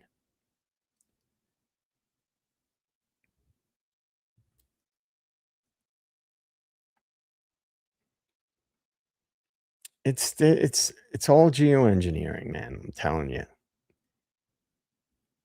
Once you tap into it, you'll start seeing content about it, and you can look at the actual funding for it. Colleges that are have geoengineering programs to teach students about geoengineering, yet normies will say, "Oh, that's not happening. That's a crazy conspiracy theory." And then you see the patents for it, and you see the companies funding it, and it's people, are just getting psyoped, man. Um, well, I'm going to definitely do a show on it for sure, but that's gonna be later just because I wanna make sure I have some substantive stuff that I can show and be able to utilize StreamYard better when I'm doing it, but that's on the agenda.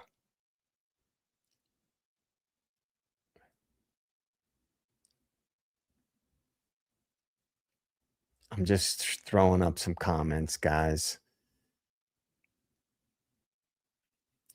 Yeah, Salt Lake City, PI Jane. It's we're kind of in a similar, region of the country, so we get some of the same weather systems.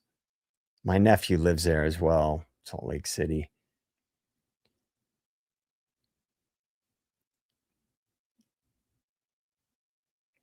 Yeah, I mean, look, you're never gonna hear me say natural disasters don't happen naturally.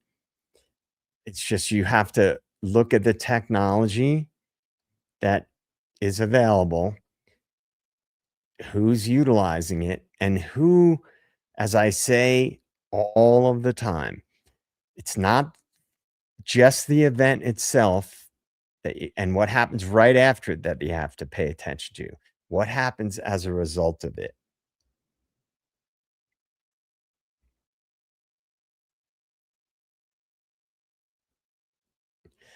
Well, burrow down intel.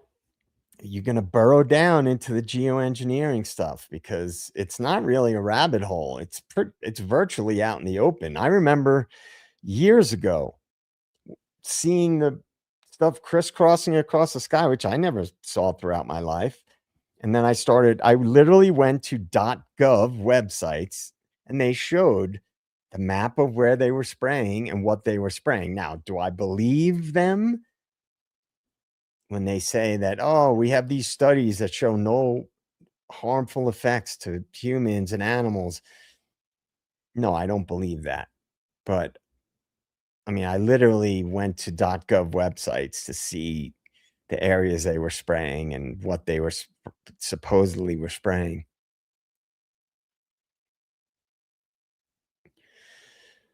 Yeah, I know, I mean, the basic gist of it, right? You're talking about, Tamlam, the NASA scientists, is that what you're referring to? Um,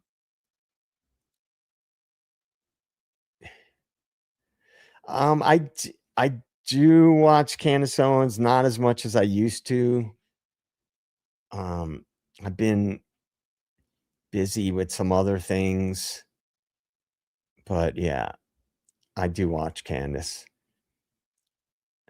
Yeah, I like Durango, PI Jane. I've been there a bunch of times. It's far away from where I live, but I've ridden my motorcycle out there a number of times. I like that area. The Four Corners area is the nicest part of Colorado, in my opinion.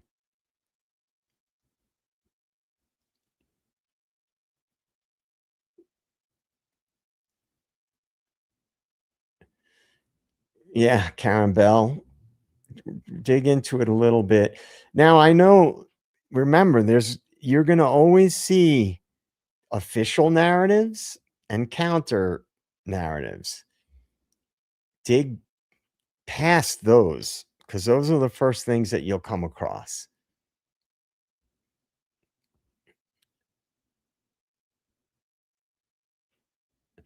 Yeah, I will have to do a multi-part series on geoengineering, which I will. Kiss me where I pee. Welcome in. Good to see you. That's a intriguing username. Thanks for popping in.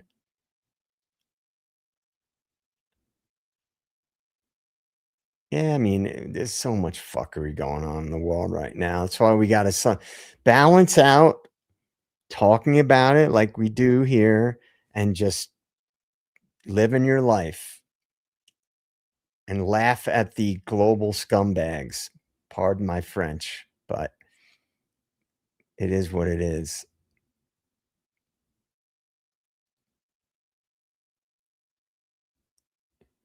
Right, say that again. Yeah, I think. Yeah, right. Exactly. Borrow down intel. I agree. Got to ride it into the rocks, guys.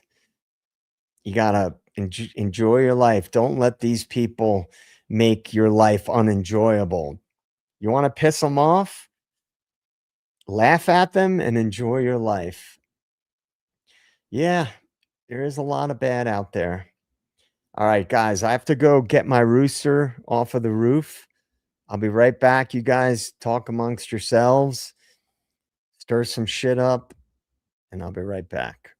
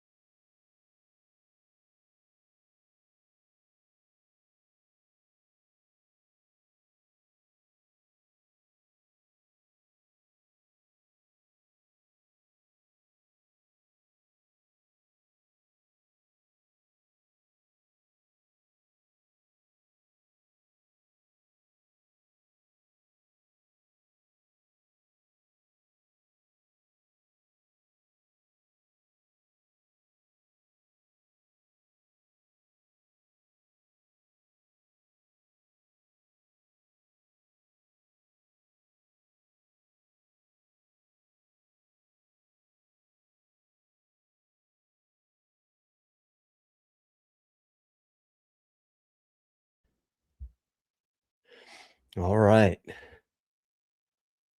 Let's see. What did I miss? Let me catch up here a little bit.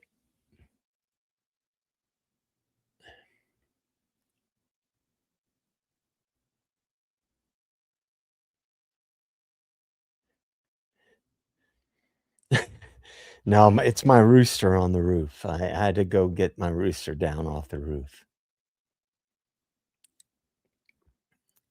All right, let me catch up, throw some comments up. Yeah, he hangs out up there. He doesn't he doesn't fly away.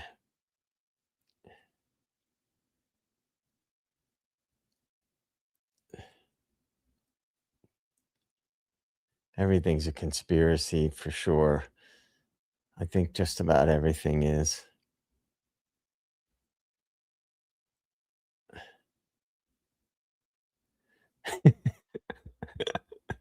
I did say that, Sean Marie. I had to get my rooster off the roof. I drink seltzer, these seltzer waters.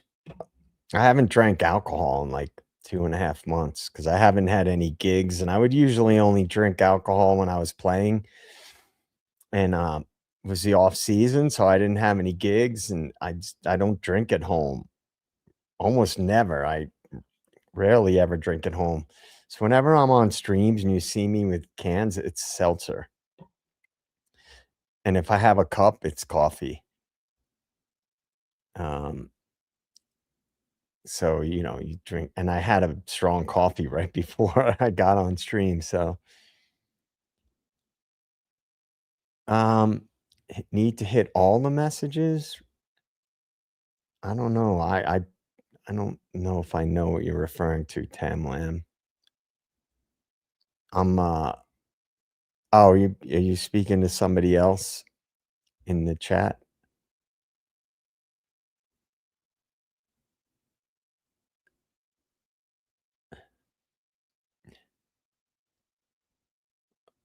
Why we can't stay silent? Yeah, we gotta, like I talked about recently, people have to not be afraid to talk about things. It's kinda crazy how you find out that people you thought, or you perceive them as, maybe they had a certain viewpoint, and then you find out that they actually agree with you on a lot of things, but unfortunately, certain areas tend to have groupthink, and, it depends a lot, but I'm learning more and more how you can't assume things about people, and you might have a lot of people around you who think like you do, you just don't know it. I think society needs to learn how to talk to each other again. We've gotten so divided.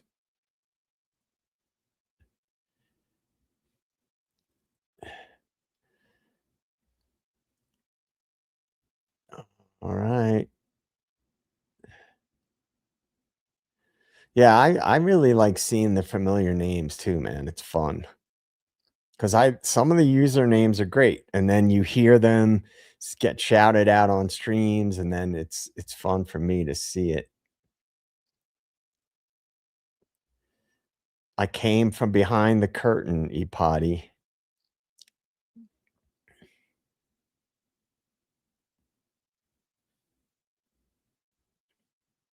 All right, good. I didn't miss anything. That's good. P.I. Jane, my rooster literally gets on the coop roof. Yeah, mine too. It's crazy how that happens.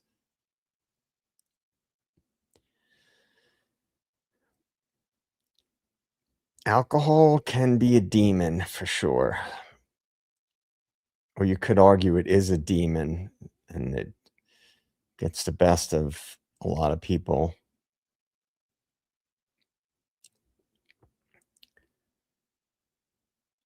Yes, I'm a lizard person. Can't you guys tell? I'm controlled opposition. Didn't you guys know? I really work for the intelligence agencies. Gulf Coast bum, what's up?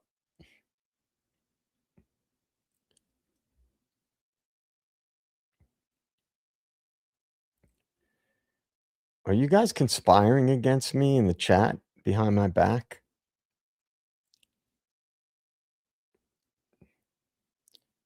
Are you starting your own secret society without me knowing about it?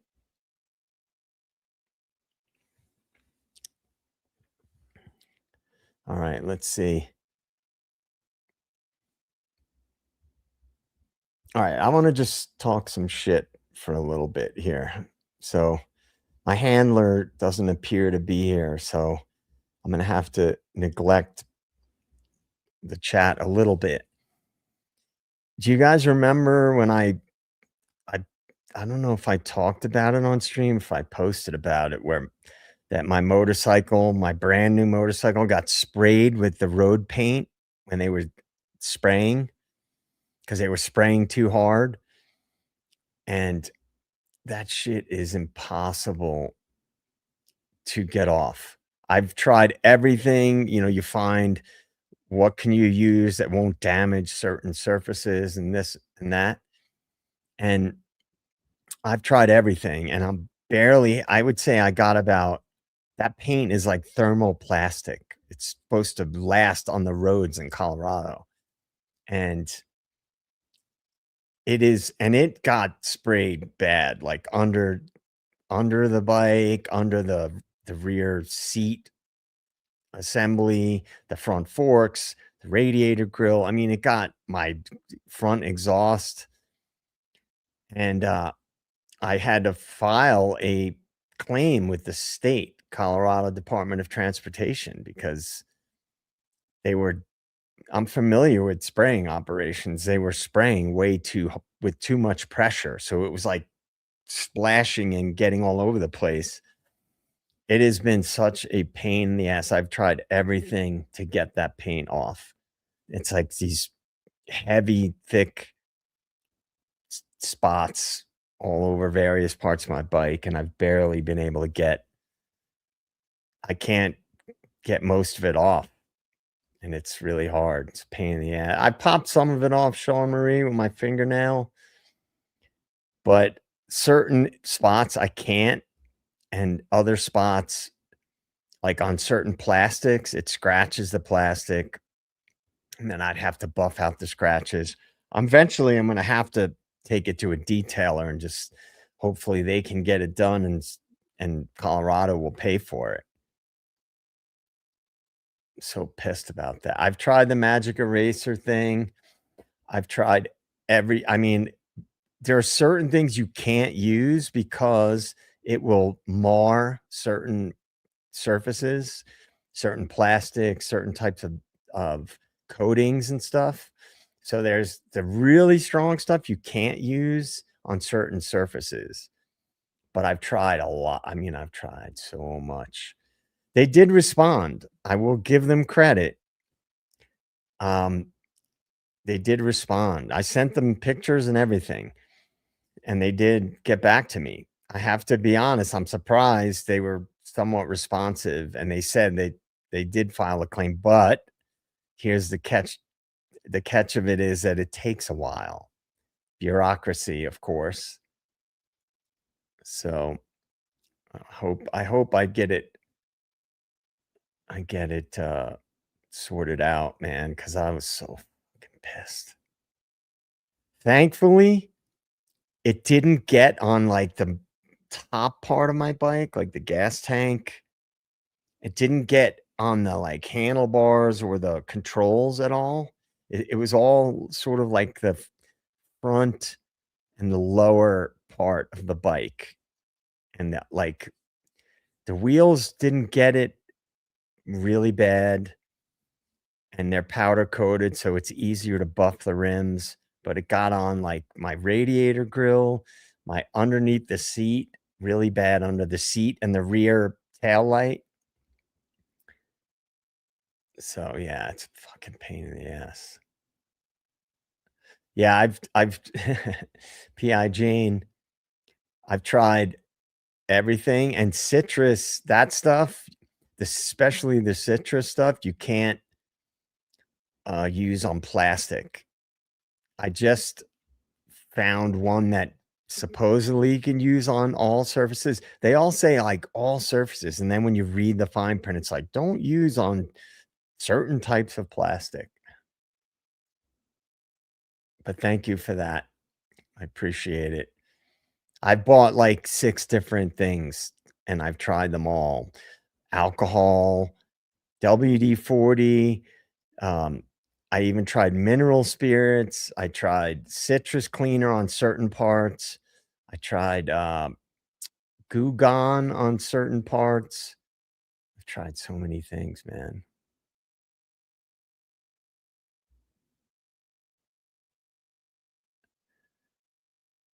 It was like they were directing traffic, all right? Burrow down intel to your comment. So, they have the trucks with the arrows on the back of them, and they're moving, and I was on the interstate. So I followed the flow of traffic, into the left lane and, went past normal, and I saw them spraying. You could see how hard the pressure they were using to spray the lines. And I didn't realize it until I got home. I thought it was bugs because, in Colorado, you get bugs, right? I thought it was bugs that splattered my bike. I was like, wow, that's a lot of bugs. And then I sprayed the bike down. And then I realized it wasn't bugs. It was that white paint from the roads. And that stuff is super, super durable. See, like the white vinegar thing, I would try on certain parts of the bike, but because it's acidic on like certain plastics and things like that, you have to be careful. But I'll try just about anything. I went to yesterday, I went and used one of those hot seas where the water, it's like a pressure washer, but it's super hot water. And that got about 5% off. Like, just certain spots, it was a because it heats up that thermoplastic, but then some of it is just baked on there. Yeah, well, the thing about baking soda is it's abrasive, and I don't wanna scratch some of them polished surfaces, I don't wanna scratch up, and plastic, you can get scratches out of plastic, but it's a pain in the ass. But thank you guys for all the, suggestions. Yeah, I mean, I have a heat gun. You just have to be careful on certain surfaces, I'm going to keep researching it, I'm and the blow dryer thing, I could try that too. I'm sure I will find a solution. Believe me, I will. Yeah, I filed a claim. They're processing it, but they tell it's bad when they tell you it takes a while.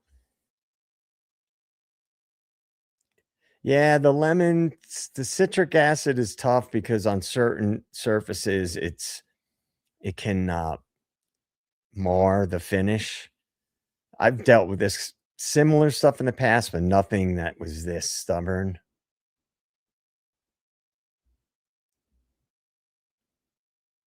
Yeah, that's true. You know what sucks is it got on my exhaust pipes where they come out of the engine, and it baked on there. Like, because that stuff, you would think it would burn off, but that stuff is meant to handle heat and cold and be durable. And I tried that 3M adhesive remover, tar remover on the exhaust pipes. Nothing. Nothing. Anyway, I'm not gonna bitch anymore. Sorry. I was so pissed about it though. I got a Triumph. Um, if you look on my community or on my YouTube page, I posted a little short video. It doesn't show the whole bike, but I was taking like a landscape shot, but you see a little bit of it. It's a pretty dope bike. Yeah, I did that with Gulf Coast bum. I did get some of it off like that by, like, scraping it, but then I noticed on a few plastic spots, it, like, scratched the plastic, and plastic some types of plastic, alright, here's the thing, polished plastic, you can buff out scratches easier. With, like a matte plastic, scratches are way harder to remove because then what happens is the matte finish gets buffed shiny, and then it stands out. So I've tried just about everything. No, I don't have a crotch rocket. Um, it's sort of, it's more of it's called a naked bike. So it's more upright. It has basic the sportiness of some crotch rockets, but it's more like an upright. No, it doesn't have all the fairings on it and stuff like that. I'm too old for a crotch rocket. My back wouldn't be able to handle it.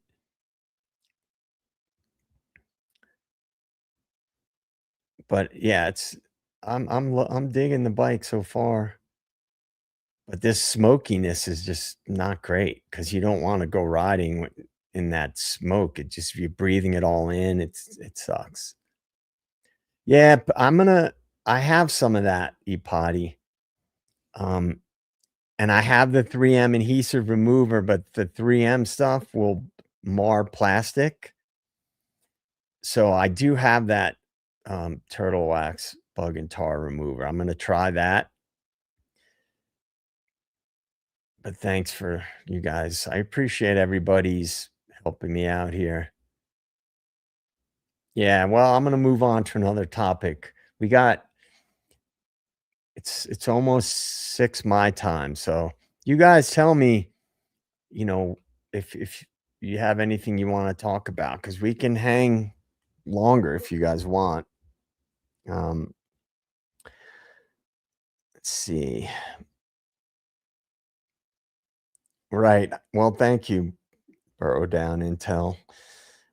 I like to just talk about random things and stuff, and I just keep hitting my microphone. Boom, my boom is getting in my way here.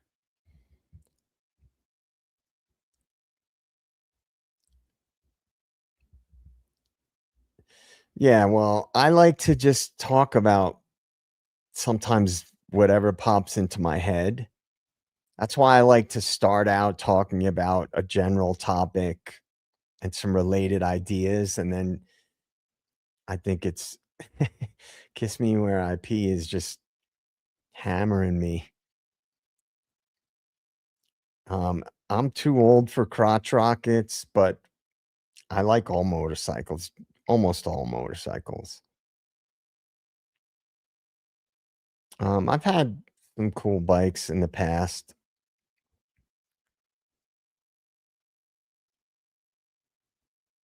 I mean, it's not too much. I mean, what do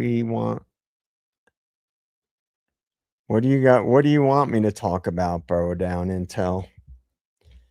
Because there's not too many things I am afraid to talk about, just for the record. Anybody who knows me,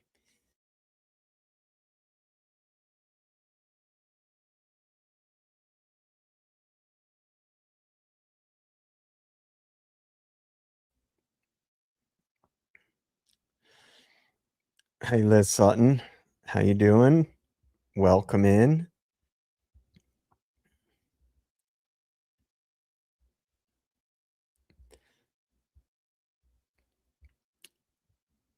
Oh, really? You got a spider invasion happening? I'll take spiders over gnats any day. When I get spiders, I live in a place where there's brown recluse spiders, which are like highly poisonous. And I once lived in a 4-story place, and I was in like the basement room, and it was infested with brown recluse spiders, like a whole generation of them. And I would just tell them, "Look, you guys can stay. You just can't go on my bed. You can't go on the toilet seat. You can't get in my clothes. Keep to yourself, and I'll leave you guys alone. You eat the bugs, and you can stay." And in the 3 years that I lived there, I never once had a problem with one of them. I just made an agreement with them.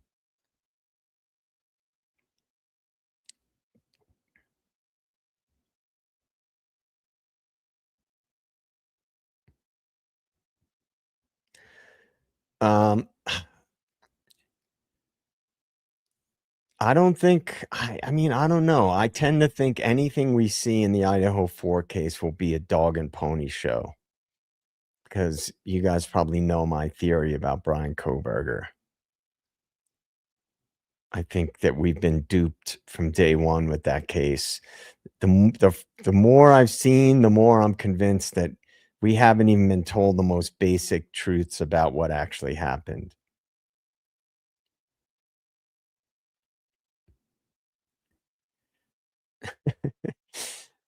See, I like I like when the chat starts going off on tangents. I some people, some streamers get annoyed if the chat goes off topic. I actually like it.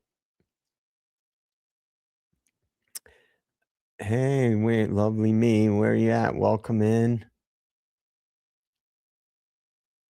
Yeah, kiss me where I pee. Where are I just lost your comment. Where is it? Um, yeah, I think there's a psyop component to it. I really do. You guys I mean, anybody who's heard me talk about it, you know what I think about it. Wade Bird, what's up? Welcome in. We're just hanging out on a Sunday. Tomorrow is my last day of my vacation. So I'm just relaxing today. I always get stuff done, but you know, gonna chill tonight.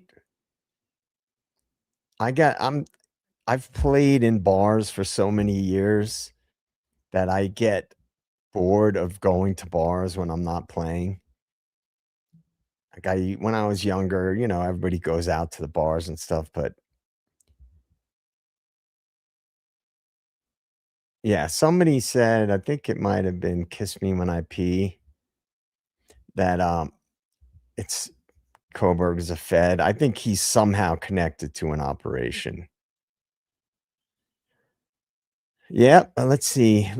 Lovely me. I what did I do today? I never sleep in, almost never. So I got up and got stuff done in the pad and went and tried to get some of that paint off the bike. Did a few little adjustments with the chain, clean and lube the chain and make sure it's an adjustment. I like working on my bike, and spent some time, went to the gym. I went grocery shopping last night. Yeah, okay, so I think he's connected to the feds also. I've said that for a long time. Birdie and I have, talked about it both on and off stream, what my theories are.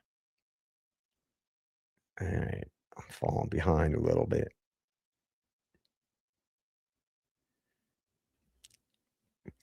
I've never had any issues with spiders, honestly. Um, Epati wants to talk about time. Isn't time an illusion, Epati? Hey, lovely me. I just say lovely me. If I'm pronouncing it wrong, let me know. Yeah, I agree, Liz Sutton. I mean, I don't think anything we've been told about this case is true. I really don't. I think literally from the most basic elements, I don't think I believe any of it. Yeah, I agree. Green eclectic mama. Um, no argument here. I don't know, Burrow Down. I think there were operations going on in that area, and I'm not gonna go too much into it right now, but I more and more I'm starting to think that there was a psyop, major psyop component to this because of big money interests.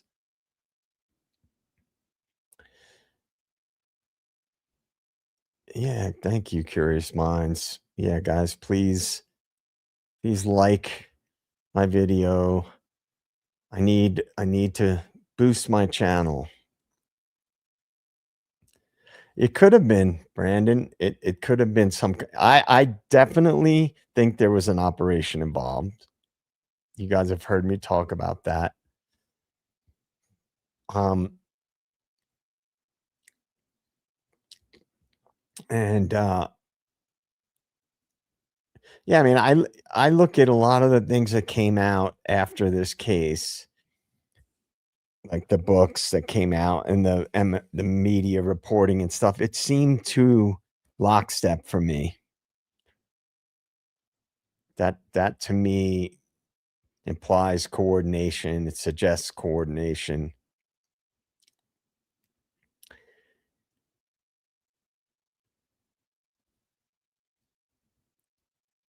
I mean, it's nothing, lovely me, nothing, literally nothing would surprise me. Yep, I heard you on Birdie E Potty, and what do I always say, guys? Nothing at all would surprise me about this case. Nothing at all.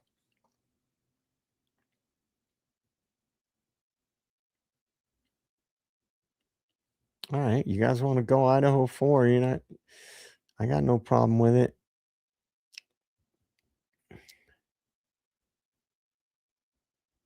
Yeah, I I I got onto that theory reasonably quick. At first, I was looking at it from like a profiling angle. Oh, was before he was arrested, was it a serial killer?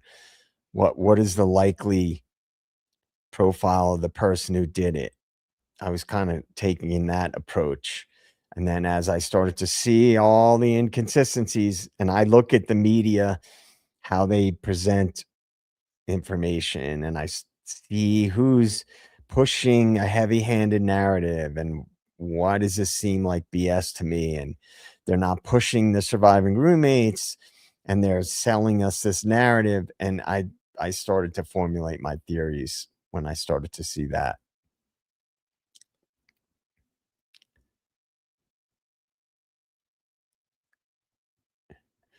Yeah, right. I mean, Burrow Down. I'm I don't want to say I'm 100% sure, but I'm very confident that this was an operation before and after, and it's all part of a much bigger agenda.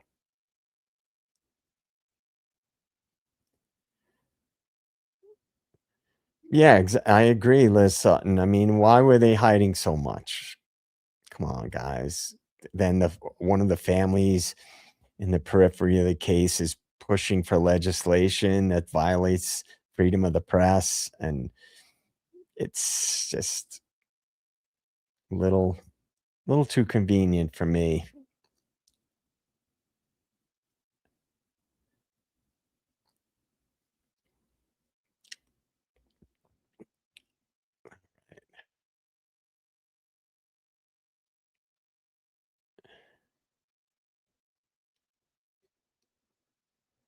Well, kiss me where I pee. Listen, I know people who've worked for the feds. They're not going to validate. Remember, there's a lot of people, like when you look at the intelligence agencies, I'll just use that as an example. There's a lot of compartmentalization. And then you have to also consider the angle of corporate espionage, powerful interests. They have their own intel agencies. this is not my theory, it's a fact.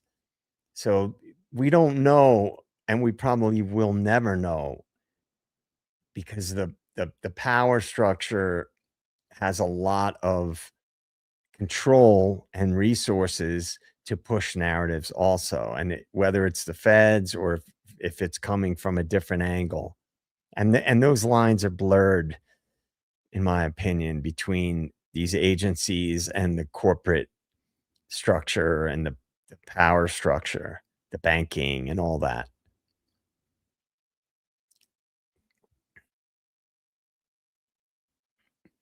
Gulf Coast bomb, I agree. And they how many times has that narrative been pushed, the sole perpetrator? There's no way that the one person could have done the things they said in the time frame, and I don't buy the time frame to begin with. Yeah, I mean, I agree with you. Now, I've said this before, when I always have said in my opinion, he's either working for or with the feds. In other words, that means he could be an operative, not directly, because they use contracting, right? They use assets. Or he could have been part of some of the NIJ funding, and this could have, I didn't even want to go there, but this there could be a major operation that was carried out to forward the domestic surveillance agenda. Liz Sutton, why do the police not understand on the soundtracks sounds like perfect time of the murders? Because they want to push a certain narrative. They're all pushing the 4 a.m. timeline, including the quote unquote experts that came out afterwards with bombshell information.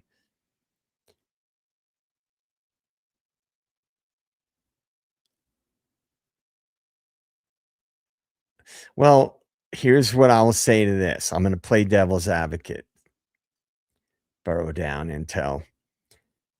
That's what we were told happened. We were told that. Remember, everything we know about the case is what we were told. Everything about the people involved in it and the periphery of it, e- everybody involved in any way, shape, or form, we only know what we were told. So that's my take.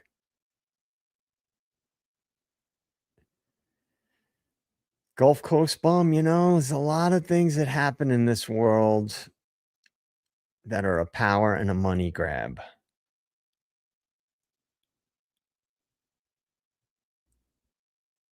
Yeah, 8 million, that's pretty crazy. Sorry, I fell behind in the chat, guys.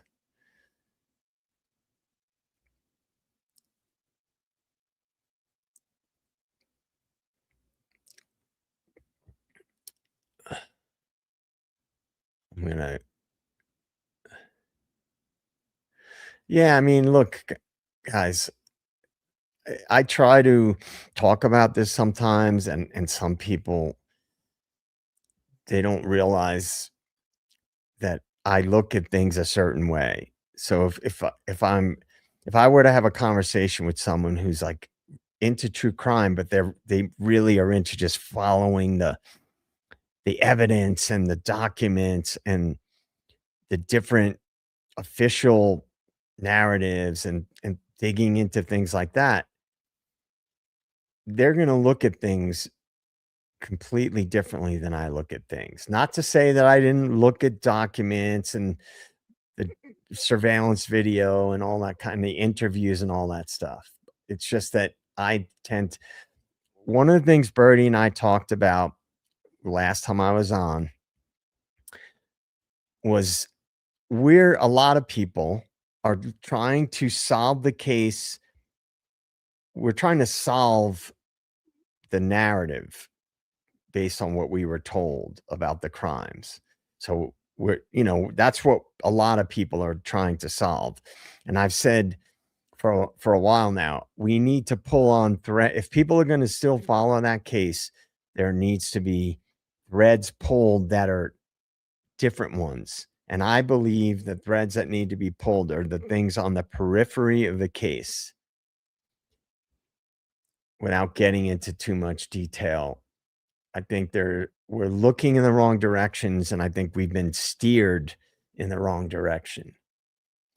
Yeah, the truth might come out in 30 years, but even then, look at the Kennedy assassination. Look at 9/11. Um, it's I don't know, man. We're living in a crazy time. Thanks again, Curious Minds. I appreciate that. Yeah, most cases don't make it to trial. Yeah, e-potty, that's kind of becoming your signature, e-potty, those PC fans. What kind of setup you got running over there, man? You hope you're not building something dangerous and scary with that crazy computer setup that needs like 10 turbo fans. PI Jane. Yeah, I agree, Ipati. I think because of how I think and probably how you think, what do I always say? Look at the big picture. Look at what's connected to other things.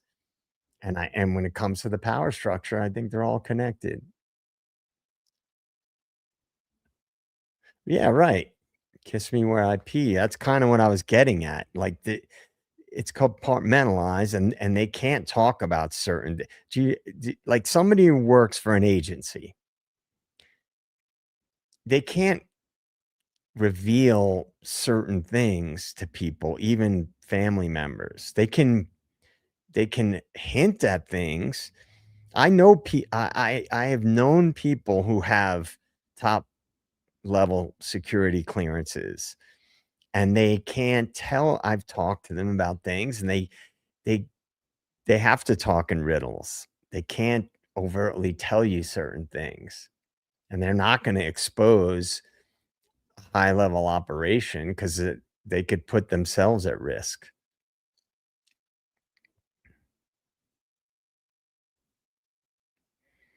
Yeah, Brandon, look, I've got some crazy theories about serial killers. I'll tell you, this is just a crazy random theory. What if a lot of these famous serial killers that we know of were really part of the MK Ultra program? Just a thought.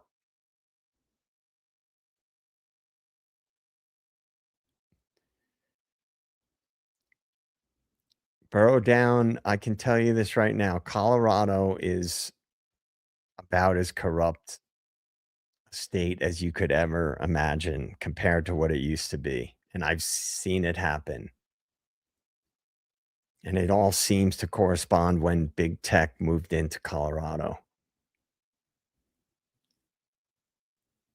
Yeah, okay. I'm trying to like get through the chat.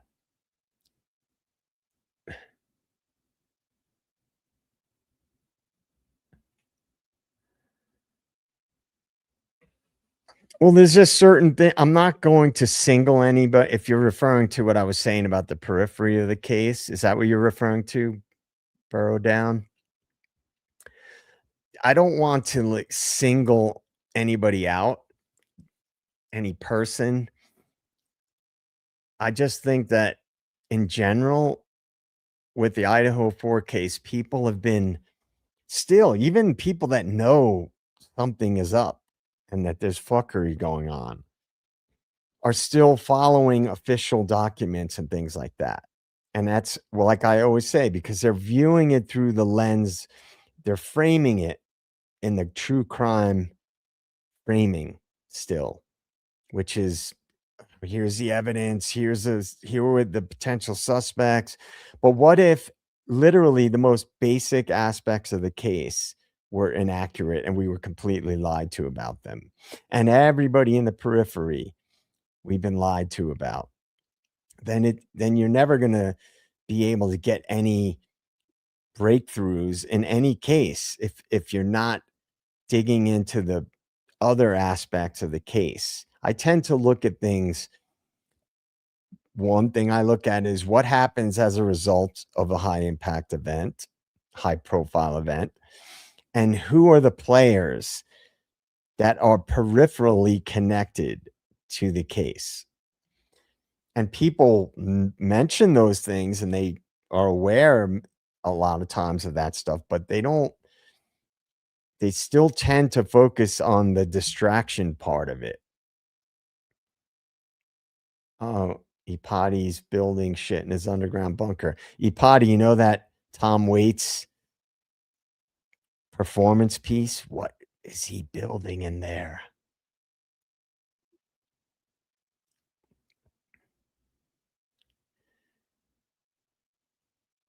You building the data center? Is that what you're building, Ipati?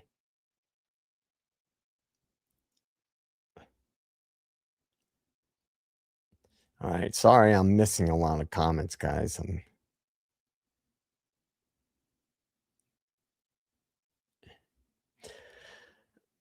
PI Jane, look, that's very possible. This is the thing. People, I'm not just saying this when I say literally nothing about Idaho 4 case would surprise me. Nothing. Like, because I know about operations. Anybody who's researched these various high level operations that have been declassified or even ones that, you know, we got sort of whistleblower information but never officially were confirmed and things like that. You know how the power structure operates. Nothing is off the table. When power and money and agendas are at play, for me, nothing is off the table. Nothing. No level of evil, no level of lying to the public, no level of propaganda and psychological operations is off the table. Manson, uh, Green Eclectic Mama, was, well, depends on which angle you look at it from, was likely working with if not for, with the CIA. And one of the theories is that it was to undermine the anti-war hippie movement. And that's one of the aspects of it. There was an MK Ultra component to it. That's one of the big theories about it. But it could have been a psyop as well. Let's see.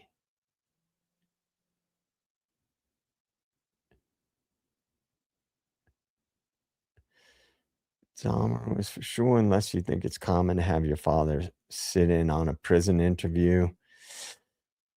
Yeah, I mean, yeah, that there's a lot of once you know the big picture, if you know about MK Ultra, then you kind of it would open your mind to other possibilities, right? Just the knowledge of what things have been done, and that's just what we know.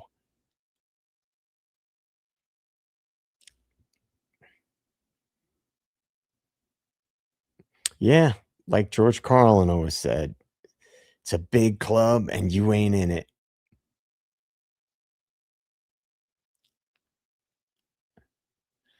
Oh man, I wish I could keep up with the chat. Well, burrow down. I don't know anything for sure. I have my suspicions based on what I have seen play out and the Whitcomb book and Turvey and Holland. They all dropped this bombshell information, but they each would one would say that the real important thing is this, and then the other one would say, no, the real important thing is this. And then, but what do they all have in common? The 4 a.m. timeline. That's where you need to look at. The other stuff doesn't matter.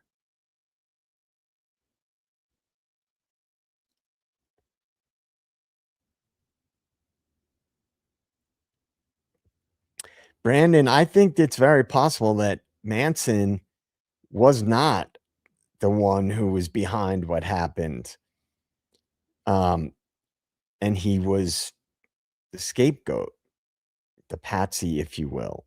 It's possible. I'm not saying that's what it is, but if you know about the way they use patsies, which most of us do, I'm sure, then you can connect the dots and look at it from that perspective.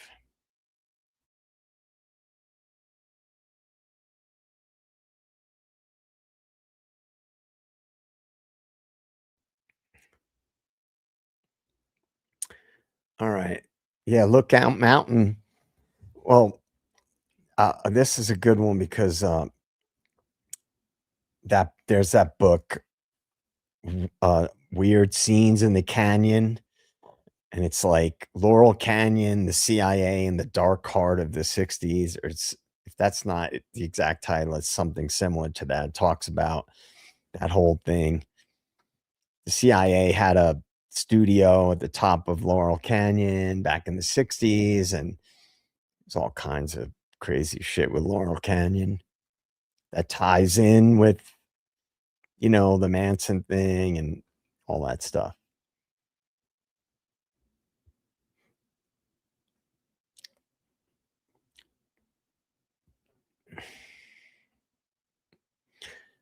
What did I trick you about, Burrow Down?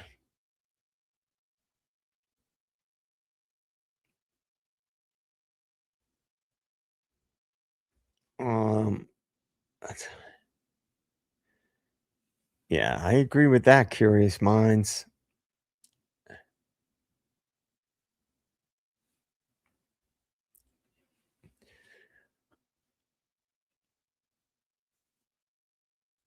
Yeah, I mean, look, I think that the power structure, they don't care if the public they'll push whatever narrative they are supposed to push. I really they think most people are morons because they've been able to get away with just pulling the wool over everybody's eyes for so many decades. And oh, Lookout Mountain. There was the one in Laurel Canyon. So Lookout Mountain, is that the one that's that old like compound? Eh, Flat Earth Kush? Is that the one that's it was like this abandoned compound that was in a different canyon? Because Laurel Canyon is in it's part of the Hollywood Hills, right? I mean, that's just outside. That's just basically off Sunset Boulevard to get up there to Cielo Drive. I'm not sure if that's we're talking about the exact same thing. All right, you Burrow Down, you gotta tell me why you have bees in your bonnet. It's a funny saying.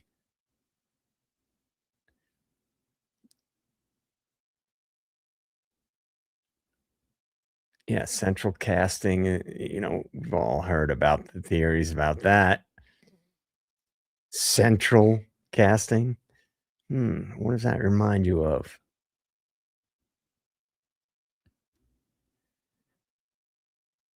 And it does not go as planned. Hey, Lenny Briscoe, what's up? Yeah, I mean, but when something doesn't go as planned, they just switch to another thing. They have many, I'm sure they have many plan A, plan B, plan C, plan D. They usually have many levels to operations and they just shift.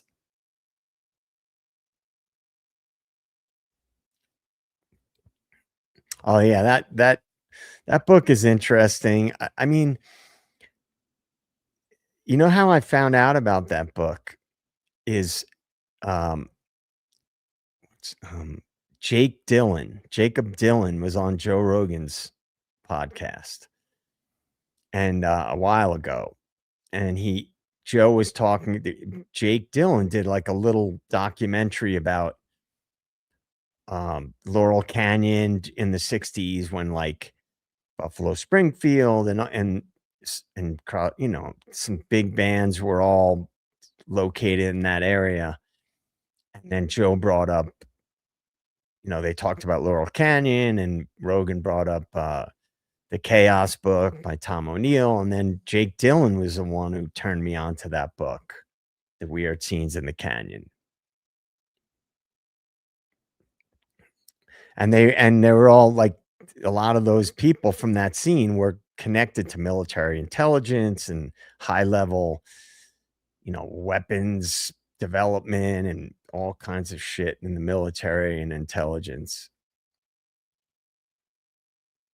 I like reading about that stuff. It doesn't mean I believe every aspect of what I'm reading, but it's interesting to contemplate. I only lived in LA for 1 year a long time ago, and I never I hung out in Hollywood, a fair amount of times. Never really got to check out the hills and Laurel Canyon areas. I would pretty much go and check out, just kick around at different bars and places, and I played at some music jams and things like that in Hollywood, but I didn't spend a ton of time there. I lived, more like the South Bay area in LA.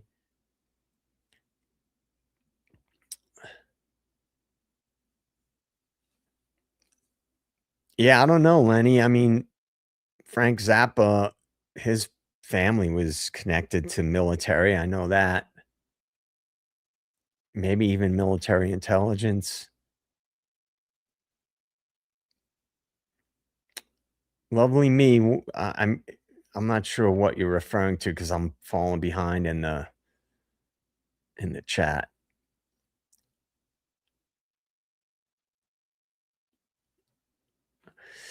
Burrow down, okay.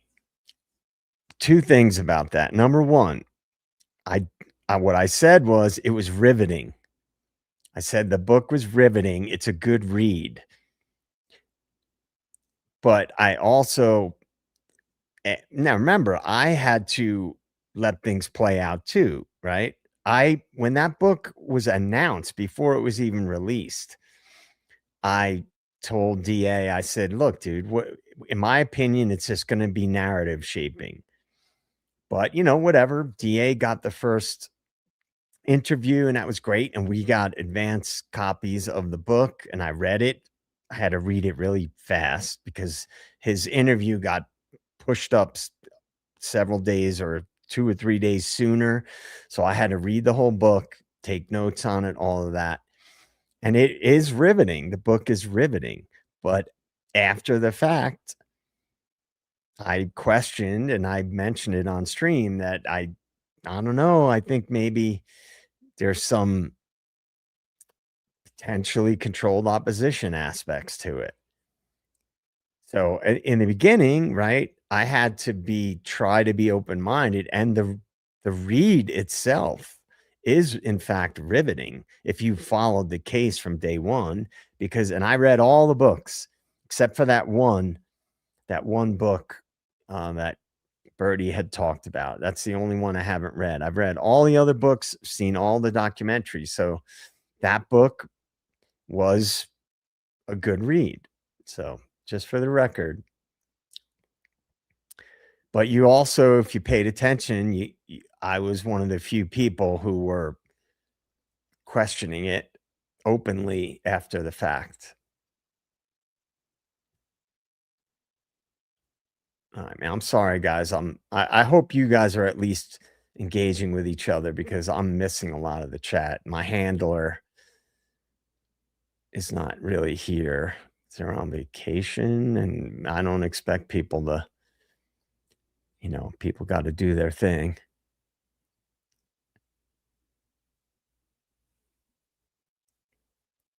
Let's see.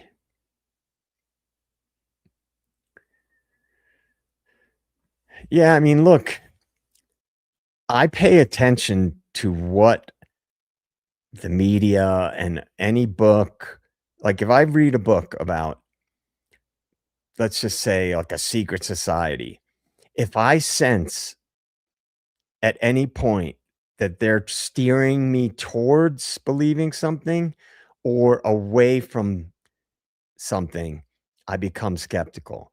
When I say steering, I mean if I sense it, which I tend to do, a heavy-handedness, like they're trying to shift me to thinking this, don't think this,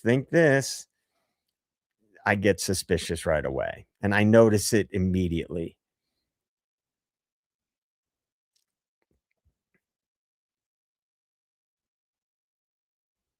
So, I that's just the way my mind works. Alright, good. I'll get back on track with the chat here. So, alright, we've been going for, 2.5 hours, but if people wanna hang for a little longer, I'm cool with that. Um, I had to close my shades, right, because of the sun. It would be too bright, so I wonder if it's covered in smoke out there.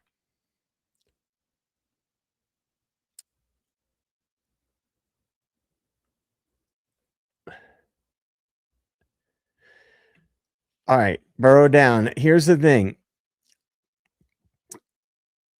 I pointed this out numerous times. When he first came out, it was that here was the narrative, ex FBI special agent.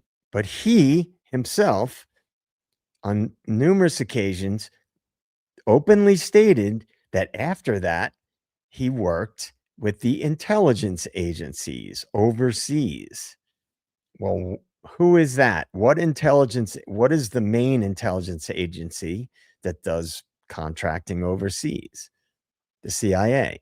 And I pointed that out numerous times. Everybody was going with the FBI angle. And I said, don't forget his words, not mine. He worked in the intelligence community, which whenever I hear that, it makes me start wondering certain things. I am very look, I was skeptical before the book even got released. The MSM, the mainstream media is crumbling, but they're all moving to social media and they're just going to try to spread their propaganda there. People will think, "Oh, they're independent now." They're not. They're not independent because they all work for the CIA at some point in time. The mainstream media has been co-opted by the CIA for as long as it goes back.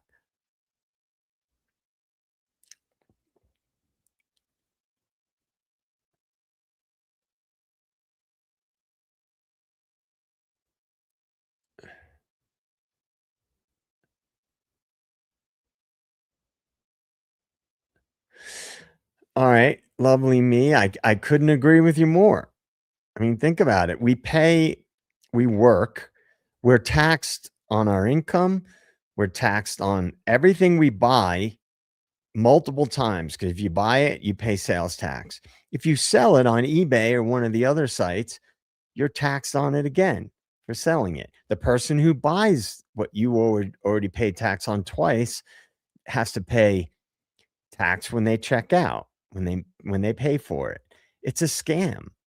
It's a total scam. It's all it is. The oligarchs have been so emboldened. They want to steal as much from the public as possible. You have property tax. You have basically everything is taxed. They add little fees now. Colorado's gotten ridiculous with this. It's just it's all a scam in my opinion.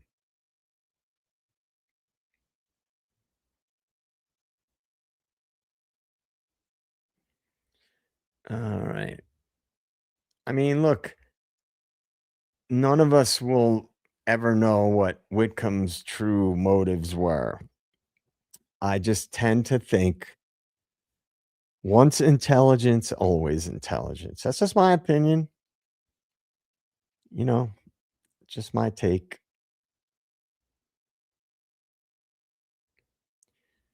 I think a lot of times distraction is a very powerful tool. And it may not be the information itself that matters. It might be the distraction, either away from a much bigger thing that's going on in the world or in your country or whatever, or related to a specific case or event, distraction away from certain information. They want to steer you towards other information.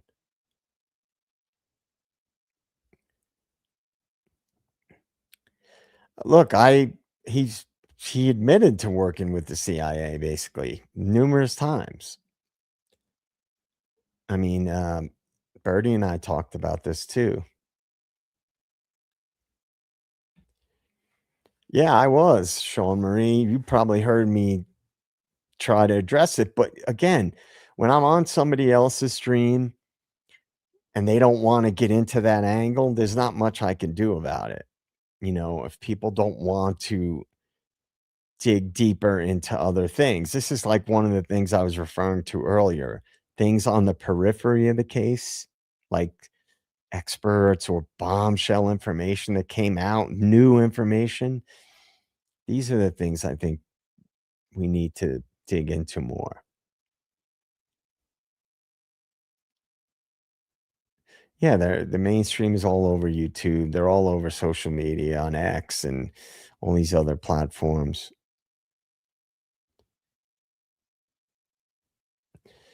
I don't know. I've said, unfortunately, sometimes you need to have money to get any kind of resolution about with anything in this country.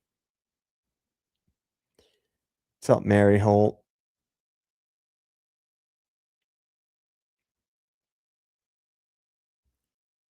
Yeah, there was a lot going on in Laurel Canyon and their parents. Yeah, we talked about that. There was a lot of shady. Well, there were a lot of odd things about that area. And one of the theories is that it depends on how you look at it, but that the CIA, think about it. We all know the CIA has been involved with Hollywood. They've produced propaganda movies. So who's to say that they didn't co-opt? Remember, controlled opposition is you co-opt a movement so you can discredit it, because that way you're controlling it. You're controlled opposition.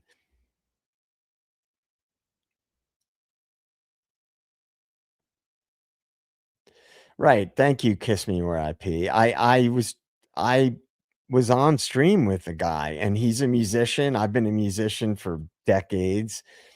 You try to find things in common with people. So I was trying to give him a fair shake, but I noticed he did steer away from certain topics and steer towards others. And to me, just as the way that I look at things, if someone is acting in good faith, they don't need to steer, right? You're if you're in good faith with somebody else, then you just let things go organically where they go.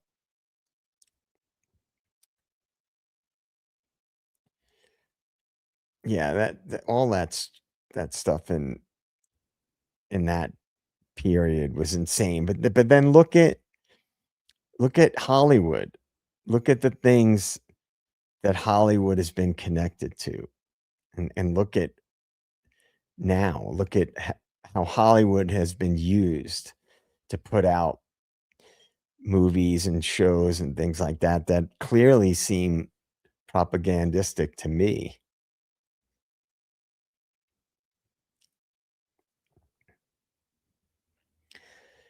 All right. Who's got you fucked up, lovely me? Are you talking about the Idaho 4 case? Because I'm missing some comments.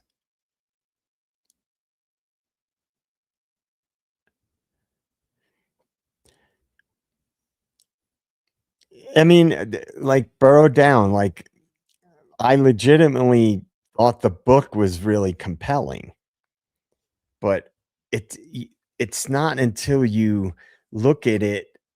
I always say it. I'm gonna be a broken record. I look at what happens down the road. Sometimes you have to be patient. I expressed my concerns about the book to DA in advance, but I'm not going to derail somebody else's stream. And the book legitimately was riveting. And I mean, it was. But again, you have to take it in with everything else in context and then see how information shakes out and see because nothing came out of that book except a bunch of people arguing and discussing points that were highlighted in the book, right? What came out of it? There hasn't been any appeal filed or anything as of yet.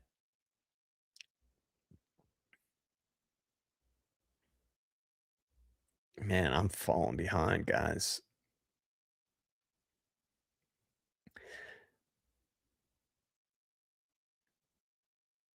Yeah, well,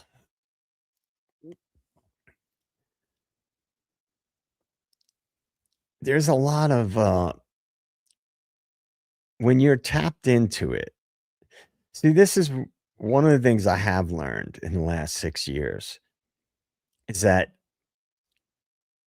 and I've adopted this sort of way of thinking. You have to laugh at these entities, these evil entities, these sociopathic power structure entities, because part of what they want to do is have you angry, divided, confused, frustrated. They want people to give up hope.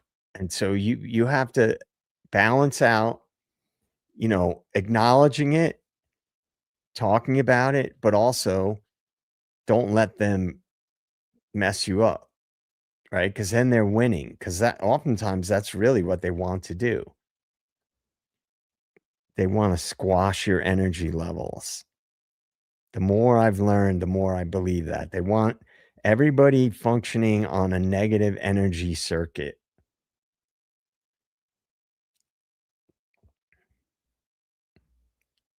What's up, Mert? How you doing? Welcome. Good to see you. Yeah, Lenny, I agree. I mean, I agree. I think they utilize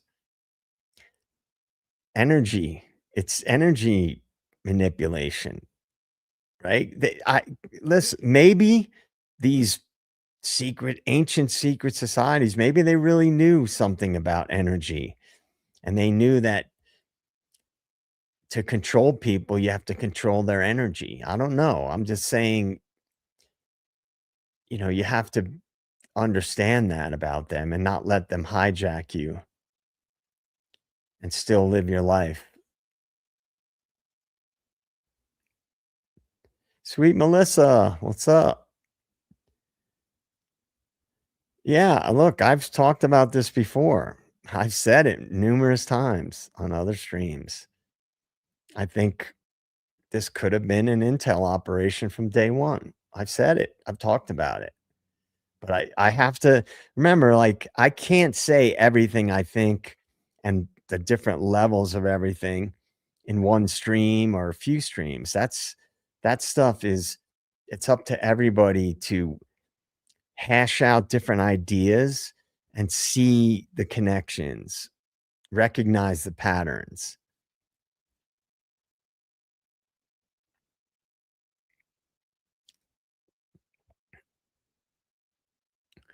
Well, I think your mind could be a prison. I think if you stay stuck there, I think you have to be able to connect it to bigger, not just your mind, but everything, your energy, your spirit, the way you think.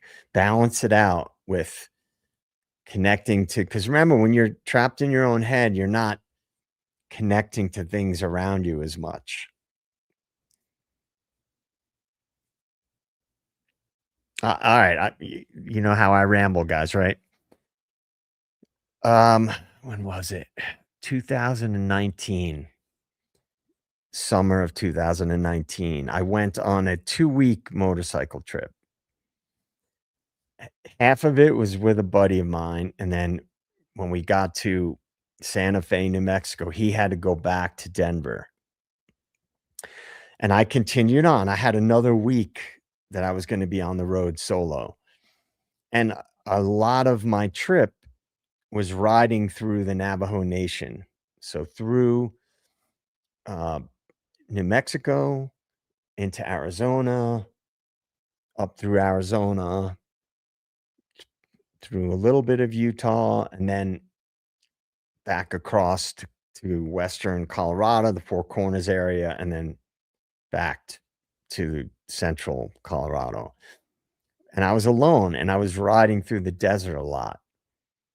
And when you're out in the middle of the desert, and I was going through things and personal things. And so I was in a reflective mood. And then you're riding through the Navajo Nation, which is very depressing and it's a very repressed area economically and spiritually, and you see a lot of sad things. And when you're out in the desert and you could see forever, and then you might go over like a high vantage point and you could just see so far in the desert, it makes you feel connected to a bigger thing if you allow yourself to.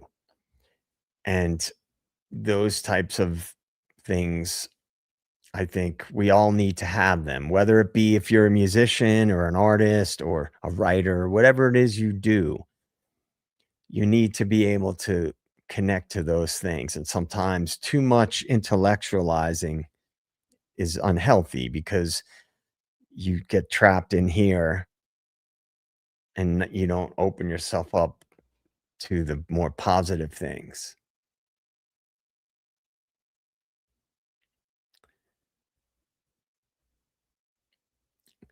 Yeah, I agree, Brandon. I talk about that stuff all the time. We're all energy. Everything around us, the whole universe is energy.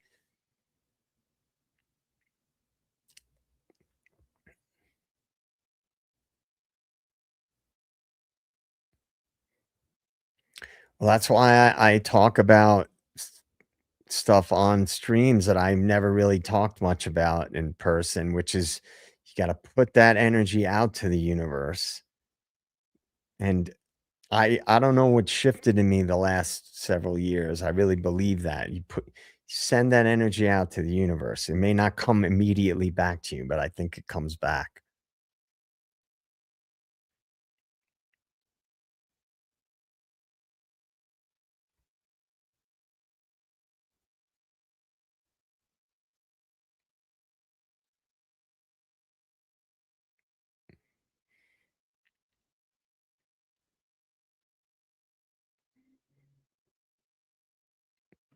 Right. I mean, about this case to what you're saying, Curious Minds, I've said it, we don't know what really happened, but I know it wasn't what we've been told.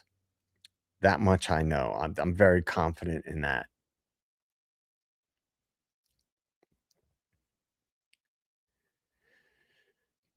Yeah, I think we've gotten away. Isn't it interesting how a lot of ancient wisdom has been pushed into the background and obscured, and we've been fed these updated narratives about certain aspects of history or completely fabricated narratives about history.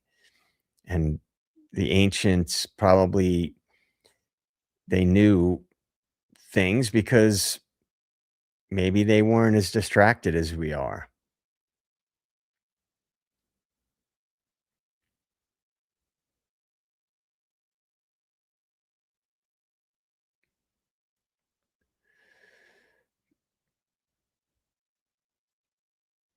All right, guys. I think we're almost on 3 hours. So I say we hang for a few more minutes and wrap it up. at 7 o'clock my time. But I want to thank everybody for hanging out. It was fun. It was a fun stream. I appreciate everybody being here. And it was a fun discussion. I see, I like that people sort of organically tap into the way that I talk about things, like start with a big topic and then branch out into other things that are all still connected, right? I like to talk about different things that seem unrelated, but you can see the threads that connect them.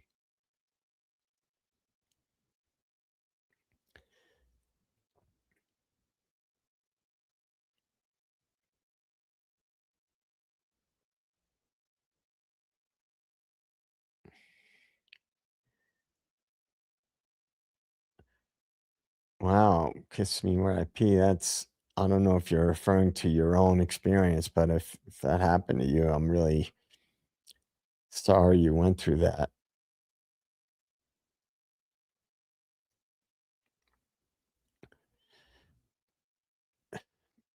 Green eclectic mama, thank you. I'm trying to fight the good fight.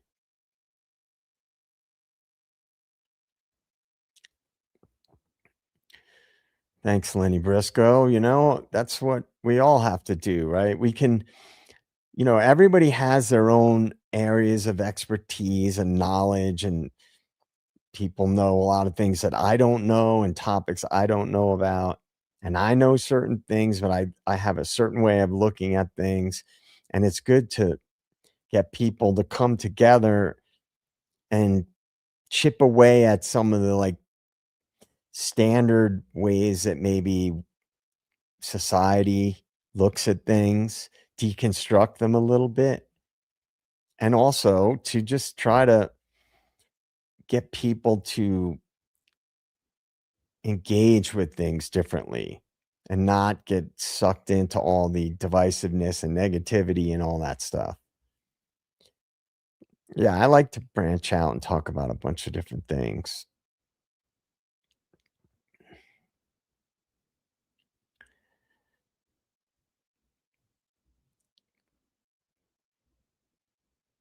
Yeah, and I think that's the whole idea of community, right? And not everybody has to agree.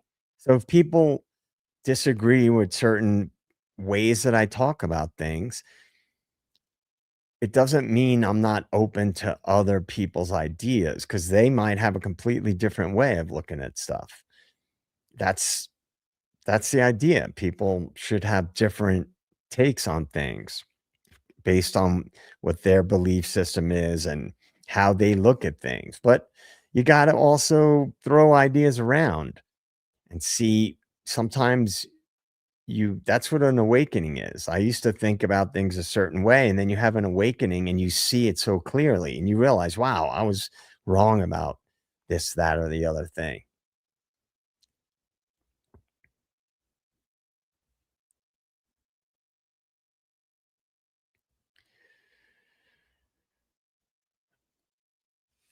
Yeah, it's also fun to just, talk about different ideas with people. And it doesn't always have to be heavy and serious.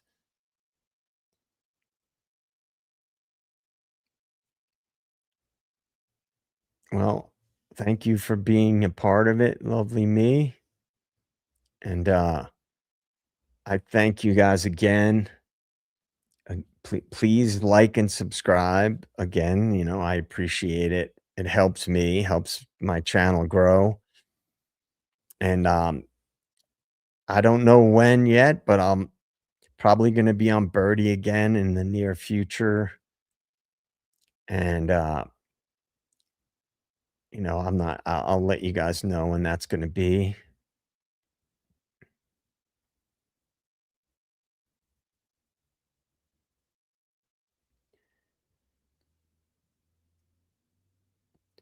Yeah, some people are more cut out to work for big institutions. I wouldn't be one of those people. I don't think. But you never know. If I got into it younger, you never know. I could have been shaped by it.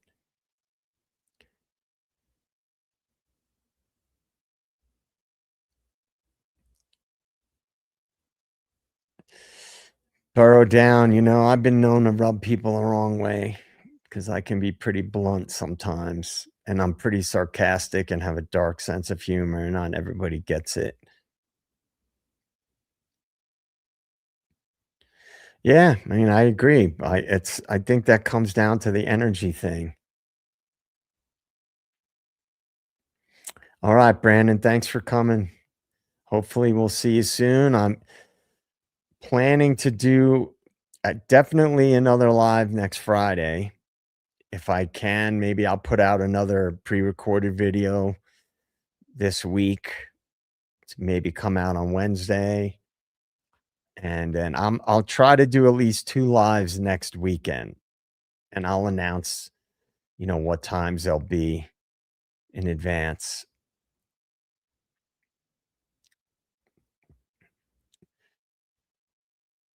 Thanks for coming, Green Eclectic Mama. Thank you. I had a good time. It's fun.